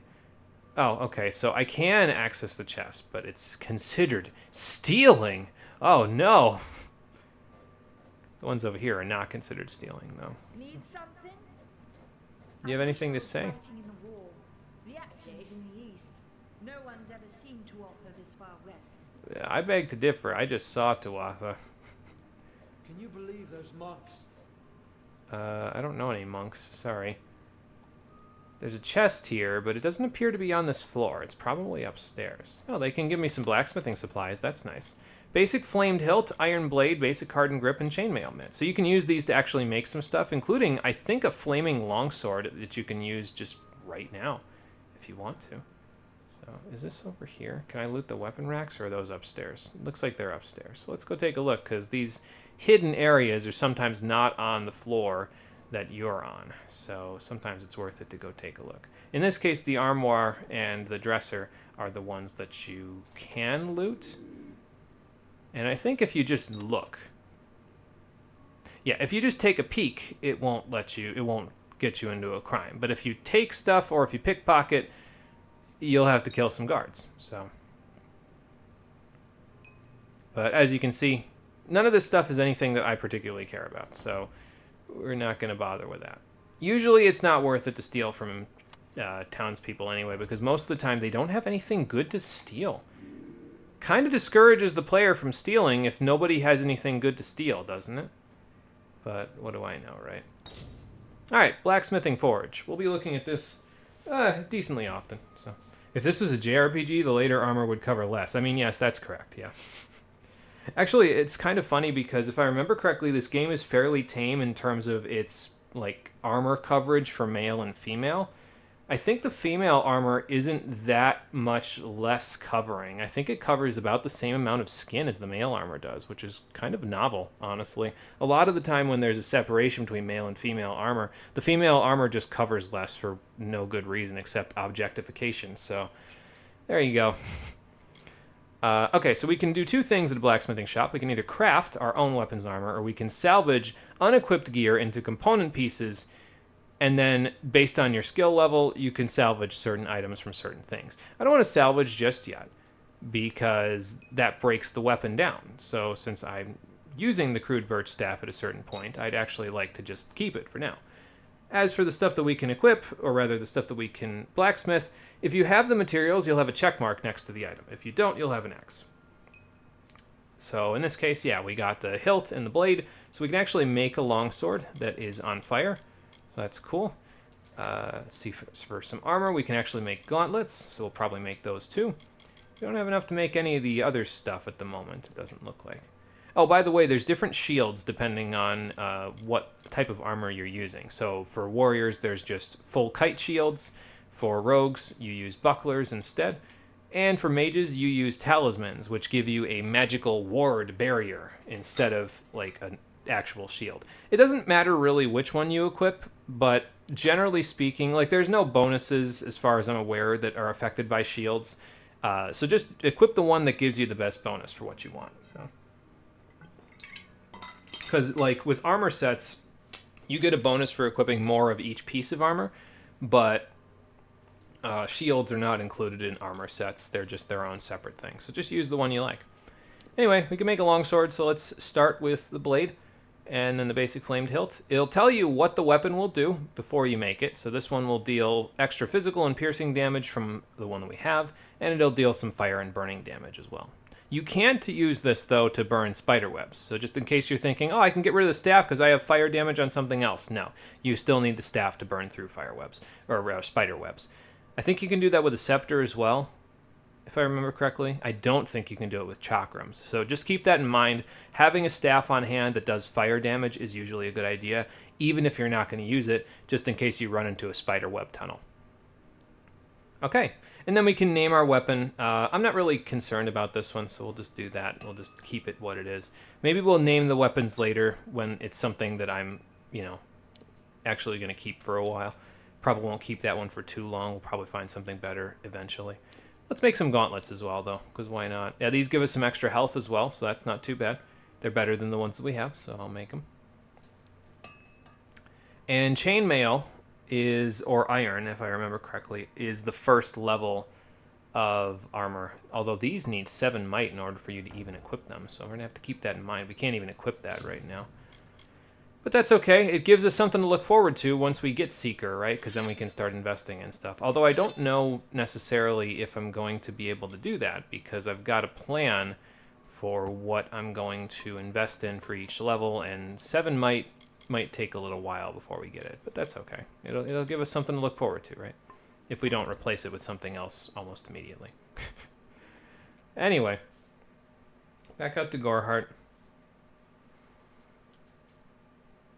Now there's 2 other places we can go. We can go to the inn, which is where the healer is, and I think there's a trainer there as well. You can train in skills with certain NPCs, so then you can pay them for them to give you a permanent point in that skill. You can't get rid of those points, though, so just keep that in mind. But, yeah, you can pay them to do that. Or we can go to the alchemy shop, and that'll let us buy some potions. Not that we have any money to buy potions with anymore, but... it's there, I guess. Need supplies. Try the corner shop. Wow, dude, you're just hanging out in here as what, armed muscle or something for this lady, and you're advertising a different shop? Isn't that a little counterintuitive to the shop? You have an exclamation point over your head. You there? Do you feel nauseous, itchy? Have you noticed any blood leaking from your eye sockets? No. Seeing symptoms everywhere. Okay. No, this situation could not be any worse. If the Red Legion is involved, then we could all be staring death in the face. What have I done? Ma'am, this sounds like something you should be telling your therapist about rather than me. So this is our alchemy shopkeeper. She has a quest for you. That's why she's talking about this stuff. And she really wants you to take this quest, because if you say well, let me shop first for her, and then I'll tell you after that. So here's your consumables you can get. Here's a greater healing potion. We won't need that for a while. But you can buy some mana regen potions as well. If I remember correctly, sometimes she'll sell some experience boosters as well, but she's not selling them right now, it doesn't look like, unless they're down here. She'll sell some alchemy agents, reagents, so you can use them for potion making. Honestly, I usually just stick with the health potions, the mana potions, and then the regen potions, and that's about all I do. I should probably make it a priority from now on, though, to buy potions first before I buy anything else. Because as we saw in the Champions playthrough, well, we got a lot of potions in Champions of North when we played it. But, yeah, not having potions kind of sucks. Until we get sustaining materials for our armors and we can make armor that has those incorporated into it, we're going to want to have that. But yeah, if you say goodbye without talking to her about this bullshit that she's talking about, Don't walk away. she really wants you to take her quest from her, so I guess we'll take it. Please listen to me. Everything I've done may be ruined. I don't know that that's true, but what's with these symptoms? Why ask questions when you could never understand the answers? Because you want me to do the side quest! But with a weapon Ma'am, excuse me, I'll walk away. has been stolen. An alchemical formula that if What an asshole. untold devastation. I see its symptoms everywhere. You'll barely sell me any fucking potions, and then when I ask you about it, because all you'll talk about is all this bullshit, is, well, you wouldn't understand. Like, what the fuck? I'm offering to help you! Who is this apprentice? His name was Karth Hilfred. I found him one morning outside my door, picking through the ember eyes. I was impressed how well he knew his way around the plant. Uh-huh. I've never seen one so eager to learn. Maybe there's a reason for that. What's this formula? It was an early version, unstable and rife with potential dangers. My hope is to develop a weapon that the Alfar can bring against our common enemy, the Tuatha. Uh-huh. To say more would be to reveal my secrets. All I can say is that it involves lesions, goiters, and a good deal of pus. You just really wanted this voice actor to say goiters, didn't you? I guess I'll help you, you ungrateful little prick. I do not deserve such goodwill after what I've engineered.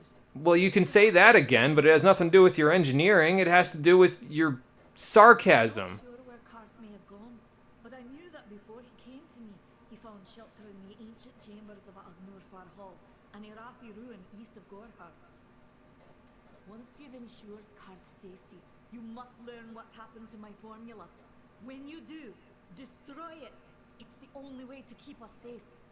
Okay, fair enough. So, Karth's at this Agner Farhall place? He always spoke of his time as a wastrel living in the abandoned halls of Agnor Farhall, the Irathi ruin. People say it's haunted, but people say many things. Uh-huh. I'll keep that in mind. Recipe for trouble. We're not going to do Recipe for Trouble till we're done talking to Eri, because as I recall, there is a dying fae in the streets while I just wander around the shops, so... Oh, good, Niskaru. Love fighting those guys. Actually, they're just parry bait. To be fair, most enemies in this game are parry bait, but we'll talk about that later. Parry bait? Parry the platypus bait? Parry the platypus? No, not that kind of bait. Sorry, Doofenshmirtz. Gorhard Inn.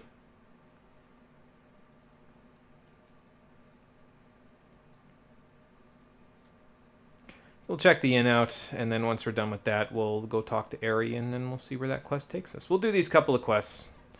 There's another one over here, apparently. Oh, I know what this one is. So this guy's in some fancy armor. We can actually, if I remember right, get access to this armor later on in the game, but I think if I remember right, he's one of the faction quest guys. So, okay, ma'am, you aren't talking to me out here, so I'll go over here. Pull up a stool, stranger. We don't have much, but what we have won't leave a hole in your pocket. Just might leave a hole in my stomach, right? Sure, something like that. Wounded maiden. I feel terrible about what happened to that girl. Gorhart used to be a nice little village. These days we're jumping at shadows. Well, that happens when the Tuatha end up outside your door to the west. What do you have to sell? A Cuirass of Dismantling. Interesting.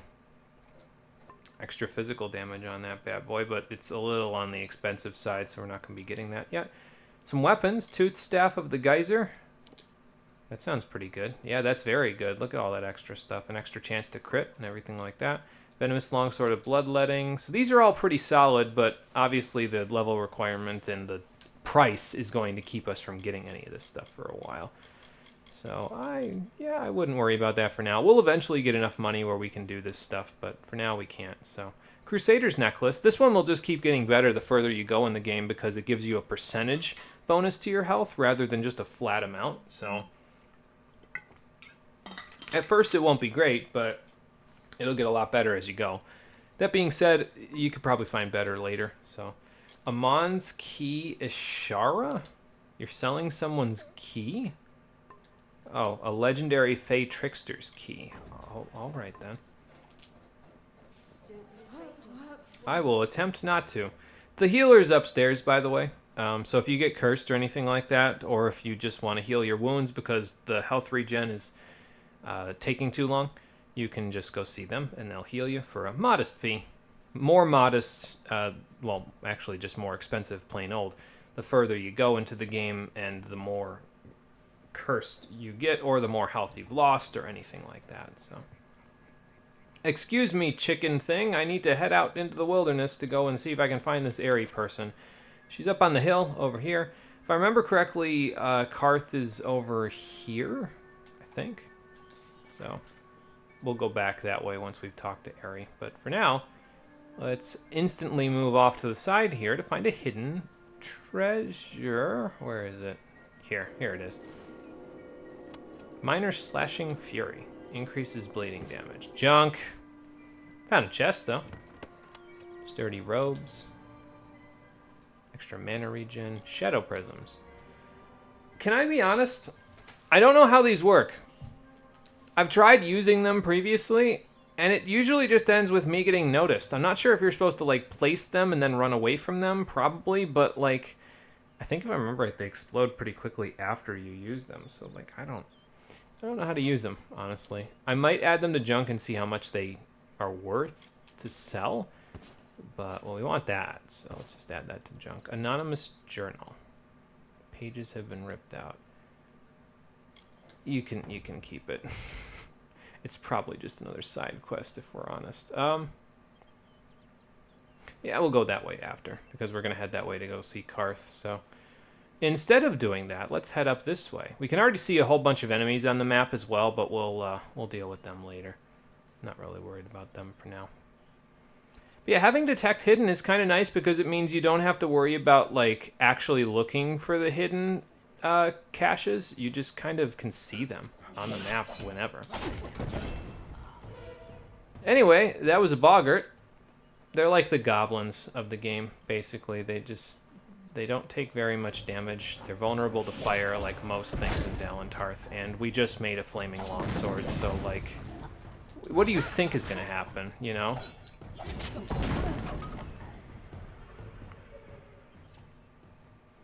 By the way, the fate points that you get for killing enemies, it increases based on the style, quote-unquote, of the combo, so you're gonna want to vary up what you do as you go through. But at the moment, our moveset is a little bit limited, so it's going to be a little tough to vary things up. It's okay, though. You come over here. And again, make sure that you are committed when you do that last swing of a combo. So in the hammer's case, it's a 3-hit combo, 1, 2, 3. Once you start that third hit, you can't dodge, you can't block. It's because, like, if I do this now, see how I can just put the shield up immediately? Yeah, so... that allows you to kind of cancel out of the combo. But once you start that last hit of the combo, you can't break out of it. You have to commit to that. And if you get hit in the process, well, it's because you have to commit to it. So this is a hard lock, so we'll see if we can get it. Ah, there we go. Not so hard, but as you can see, again, what you get in these chests is not tiered. So... I unlocked something that's considered a hard chest and got garbage, basically. So that's why I usually don't bother with that stuff. It's like, I'll just pick up whatever I can find that's, you know, just randomly hanging around the world.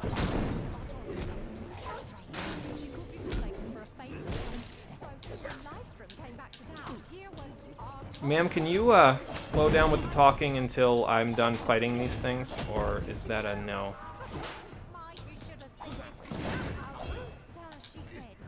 Stop that. That's the thing too, is sometimes the subtitles just disappear and you can't see any of the subtitles anymore. So it's like, okay, how do you expect me to really genuinely hear what they're saying in these lore stones if you don't have the proper subtitles for it? And sometimes they just ramble, like this lady. And it's like, why do I care about any of this stuff? That's the thing about lore stones, though, right? Is that they tell you lore, quote unquote, but the things that you can put in a lore stone are not necessarily like anyone can talk to a lore stone and it becomes lore. That's the way that it works in universe. Is it could be an important song that the Fae have had for generations, and it's just been something that they're trying to catalog in a lore stone. Or it could be some random woman walking out in the woods and just deciding to tell a story about her day, her mundanities of her day. And it's like, okay, I'll just take the experience and go, thanks. Aerie. May your hollow gods keep you mortal. I am called Aerie. Nice to meet you. Your face is new to me. You're different from those in Gorhart. They amuse me, and I strive to learn all I can from them. Is there a reason for that, Ask or? about the Tuatha. I can offer only what I know, and hope it will suffice. Uh-huh. Actually, there's a Fae in the village that's been injured, but I guess any extra info on the Tuatha would be nice. I feel them near, flitting through the western woods like shafts of shadow in the sunlight. What could have brought them here, I wonder? Yeah, I wonder. The Tuatha do not trouble themselves with easy prey. If they prowl these woods, it is for worthy quarry. Good to know. I'll try to keep clear of them. So there's a Fae in Gorhart that's been injured. Yes, I witnessed this crime, although I did not recognize the one who perpetrated it. It is often difficult to distinguish one mortal from another. Fair enough, I guess. The victim was Illuvia, but I knew her only by name. You must be hoping that I can offer advice, but I cannot. If she is meant for the Great Cycle, then so be it. However, I would be quite interested to find out whether one of my kind would benefit from one of your mortal remedies. I've always wondered. It will need to be powerful. Your delicate forms are far more sensitive than ours. In fact, it's astounding that you survive as long as you do. To be fair, some of us don't. So go to the apothecary, get a powerful potion, and then take it to this Illuvia person? Perhaps your mortal apothecary can provide one. You can always create the potion yourself if you possess the skill. That's not actually true, because you need to make a greater healing potion. And, well, what's-her-face, Nanny, has one in her shop available to purchase. But if I remember correctly, she'll actually give you one if you complete her quest. So kind of they're all kind of interconnected, right? Like you end up talking to Aerie about this, need to get a healing potion. You go talk to Nanny, she points you towards Karth. You take care of her problem, she gives you a greater healing potion, then you can go heal Illuvia and Bob's your uncle. Red Legion! Okay, never mind. That one's dead.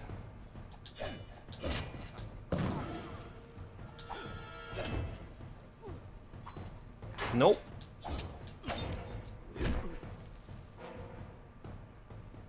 So yeah, try to vary things up a little bit when you attack enemies, because it'll give you a little bit more fate bonus. Oh, these boggarts had something and I didn't loot them. Extra money. A birch scepter that I'm going to junk immediately.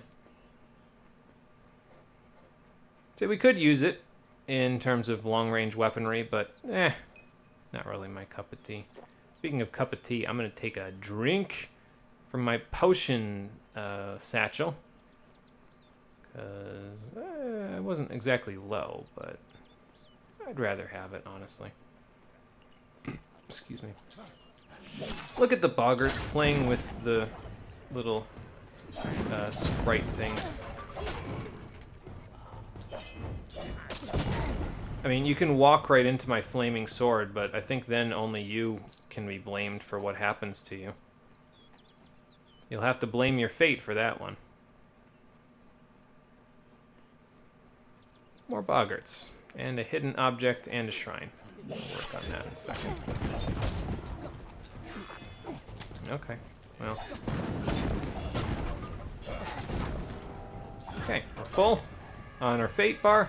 So we can now use it to just annihilate an enemy of our choice. I will keep that in mind. We have Death's Touch now.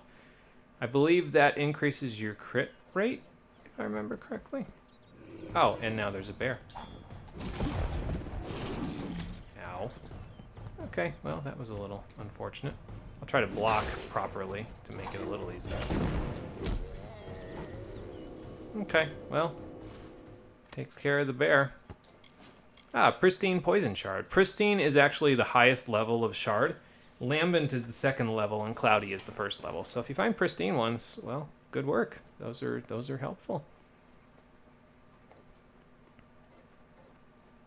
Probably gonna need a potion in a second, honestly. I have a secret. Might use it right now.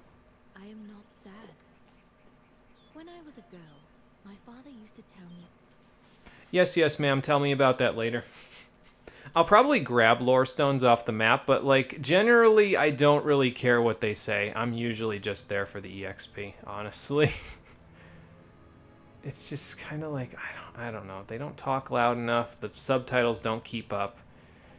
There's a lot that I think this game has the potential to do right, but at the same time, there's a lot that it does that's like, doesn't really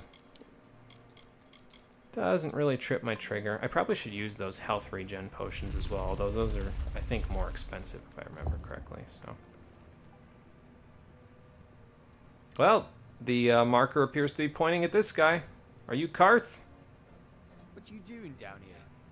Don't you know Agner Farhold is haunted by the spirits of the Arathi? I'm sure it is. So, are you foolish or just stupid? You know, you look like a cutthroat. Are you Nanny's apprentice? She, like so many others in Goreheart, is prone to ignorance. Ah. She sees what she wants to see. I am her dutiful apprentice, and she is the wise mentor.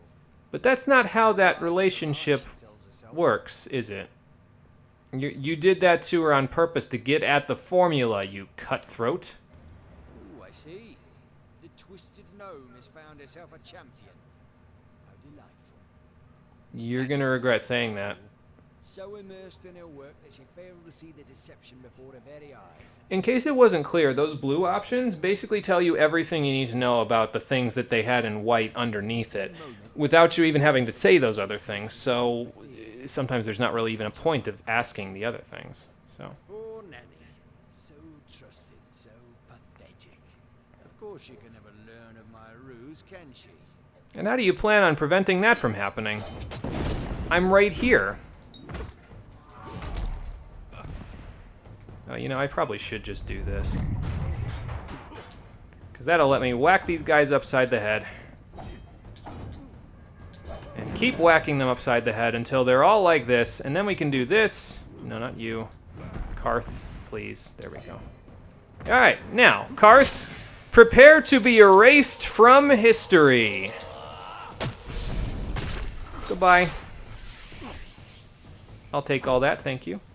But yeah, as you can see, using fate bending like that is actually a really solid idea for getting a whole bunch of extra EXP. If you compare that with an experience boosting potion, which you'll find occasionally, it would probably be worth it to do that as well. But we haven't found any of those yet, so we'll see what we can do when we find them. Anyway, we can level up now, so let's level up, shall we? Alright, so at this level we're going to take our first point in blacksmithing, so that way we can find components from various enemies in the world. Again, you want to take this early if you're going to do any blacksmithing, so that way you have access to them as quickly as possible. So I didn't take it at level 1, but, well, I wanted to see the hidden treasures. I figured that would be more worthwhile in the beginning. But now that we have that, we should be in good shape. Alright, so we need another point in sorcery somewhere, so let's put it in staff. How about that? Just so that way we have access to Seeker. And then I guess we'll put a point in hammer as well. Now here's the thing. So for harpoon, it's one of the skills that, it's probably the only skill that I'm going to get, a spell skill specifically, that I actually don't want to level it up.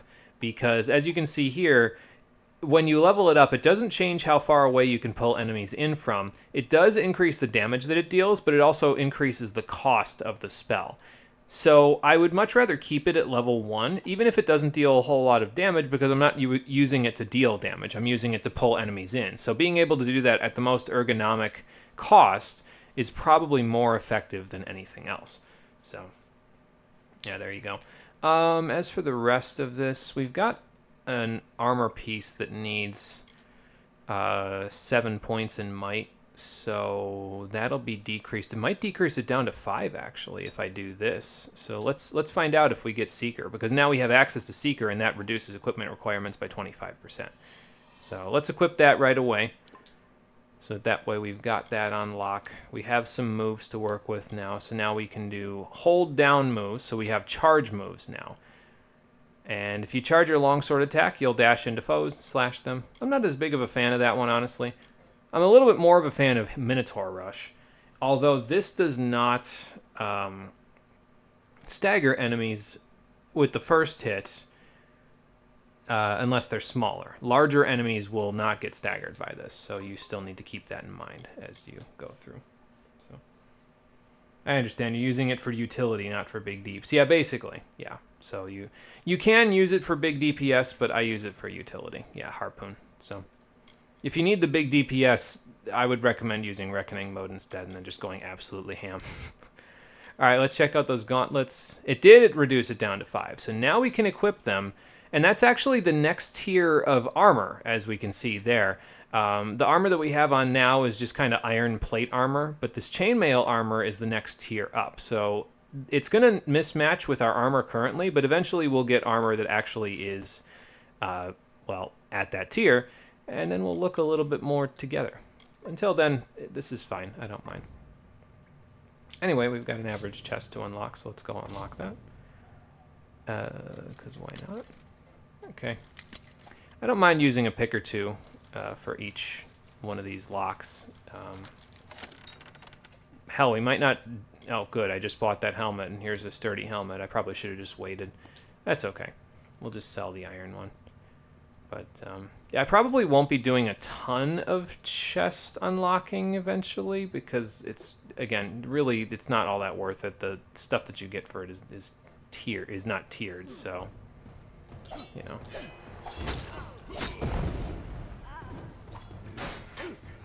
Wow, that was a long ways away for you to have your stuff and still be parried.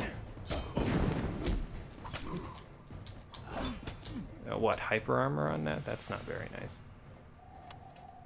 Basic fire ward trim, so that's used for shields. Cool. I'll keep that in mind. Okay, so what we're doing here is that the formula shipment crates have to be smashed so that way they can't be used by anybody else. So that's what we're up to right now. You go through the rest of this dungeon. So this kind of works as your, like, introductory dungeon, basically.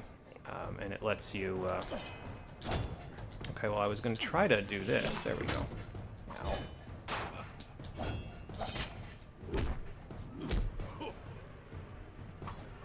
Nope. Alright, then. But yeah, as you basically then you go through the whole rest of the dungeon. It serves as a simple introductory dungeon, unlike this the other one that was just there, and you could go into it if you wanted to, but you don't have to. So this way you can go through here and complete a simple quest and then be in good shape. But will we be able to find all of the shipment crates and destroy them before Nanny's recipe is used to harm innocents rather than the Tuatha that actually deserve it? And what other secrets and interesting adventures will we have on our way to finding Agarth's friend, whose name I have already forgotten because he's that forgettable? Find out on the next episode of Kingdoms of Amalur, the Stream Edition, which will be happening, well, it depends on how I feel this weekend. It'll either be Sunday or Monday at 7 p.m. Eastern Standard Time. I will let you all know this weekend because on Saturday I'll post the schedule at about my usual time, between 7 and 8 p.m. Eastern Standard Time. And I'll post the schedule up on Twitch, YouTube, and Discord so that way we all know. In the meantime, thank you for watching, everybody. I appreciate you coming out to Twitch and YouTube to check out the stream. And I will see all of you on the next one, which, as I said, I will determine based on how I feel after my COVID booster, which I'm getting tomorrow, and then we'll be back either Sunday or Monday and continue. Thanks for the stream. Interesting game. I'm glad it seems interesting so far. I don't like doing a ton of side quests in this one because I find that eventually the intrigue falls off. But we have plenty of time to talk about that as I go through the game, so I will choose to allow you to continue to be interested for now, instead of telling you about the weird things that this game doesn't do, because we'll have time to talk about that. Thank you for watching, everybody. Appreciate you coming out to Twitch and YouTube to check out the stream. I'll see all of you on the next one.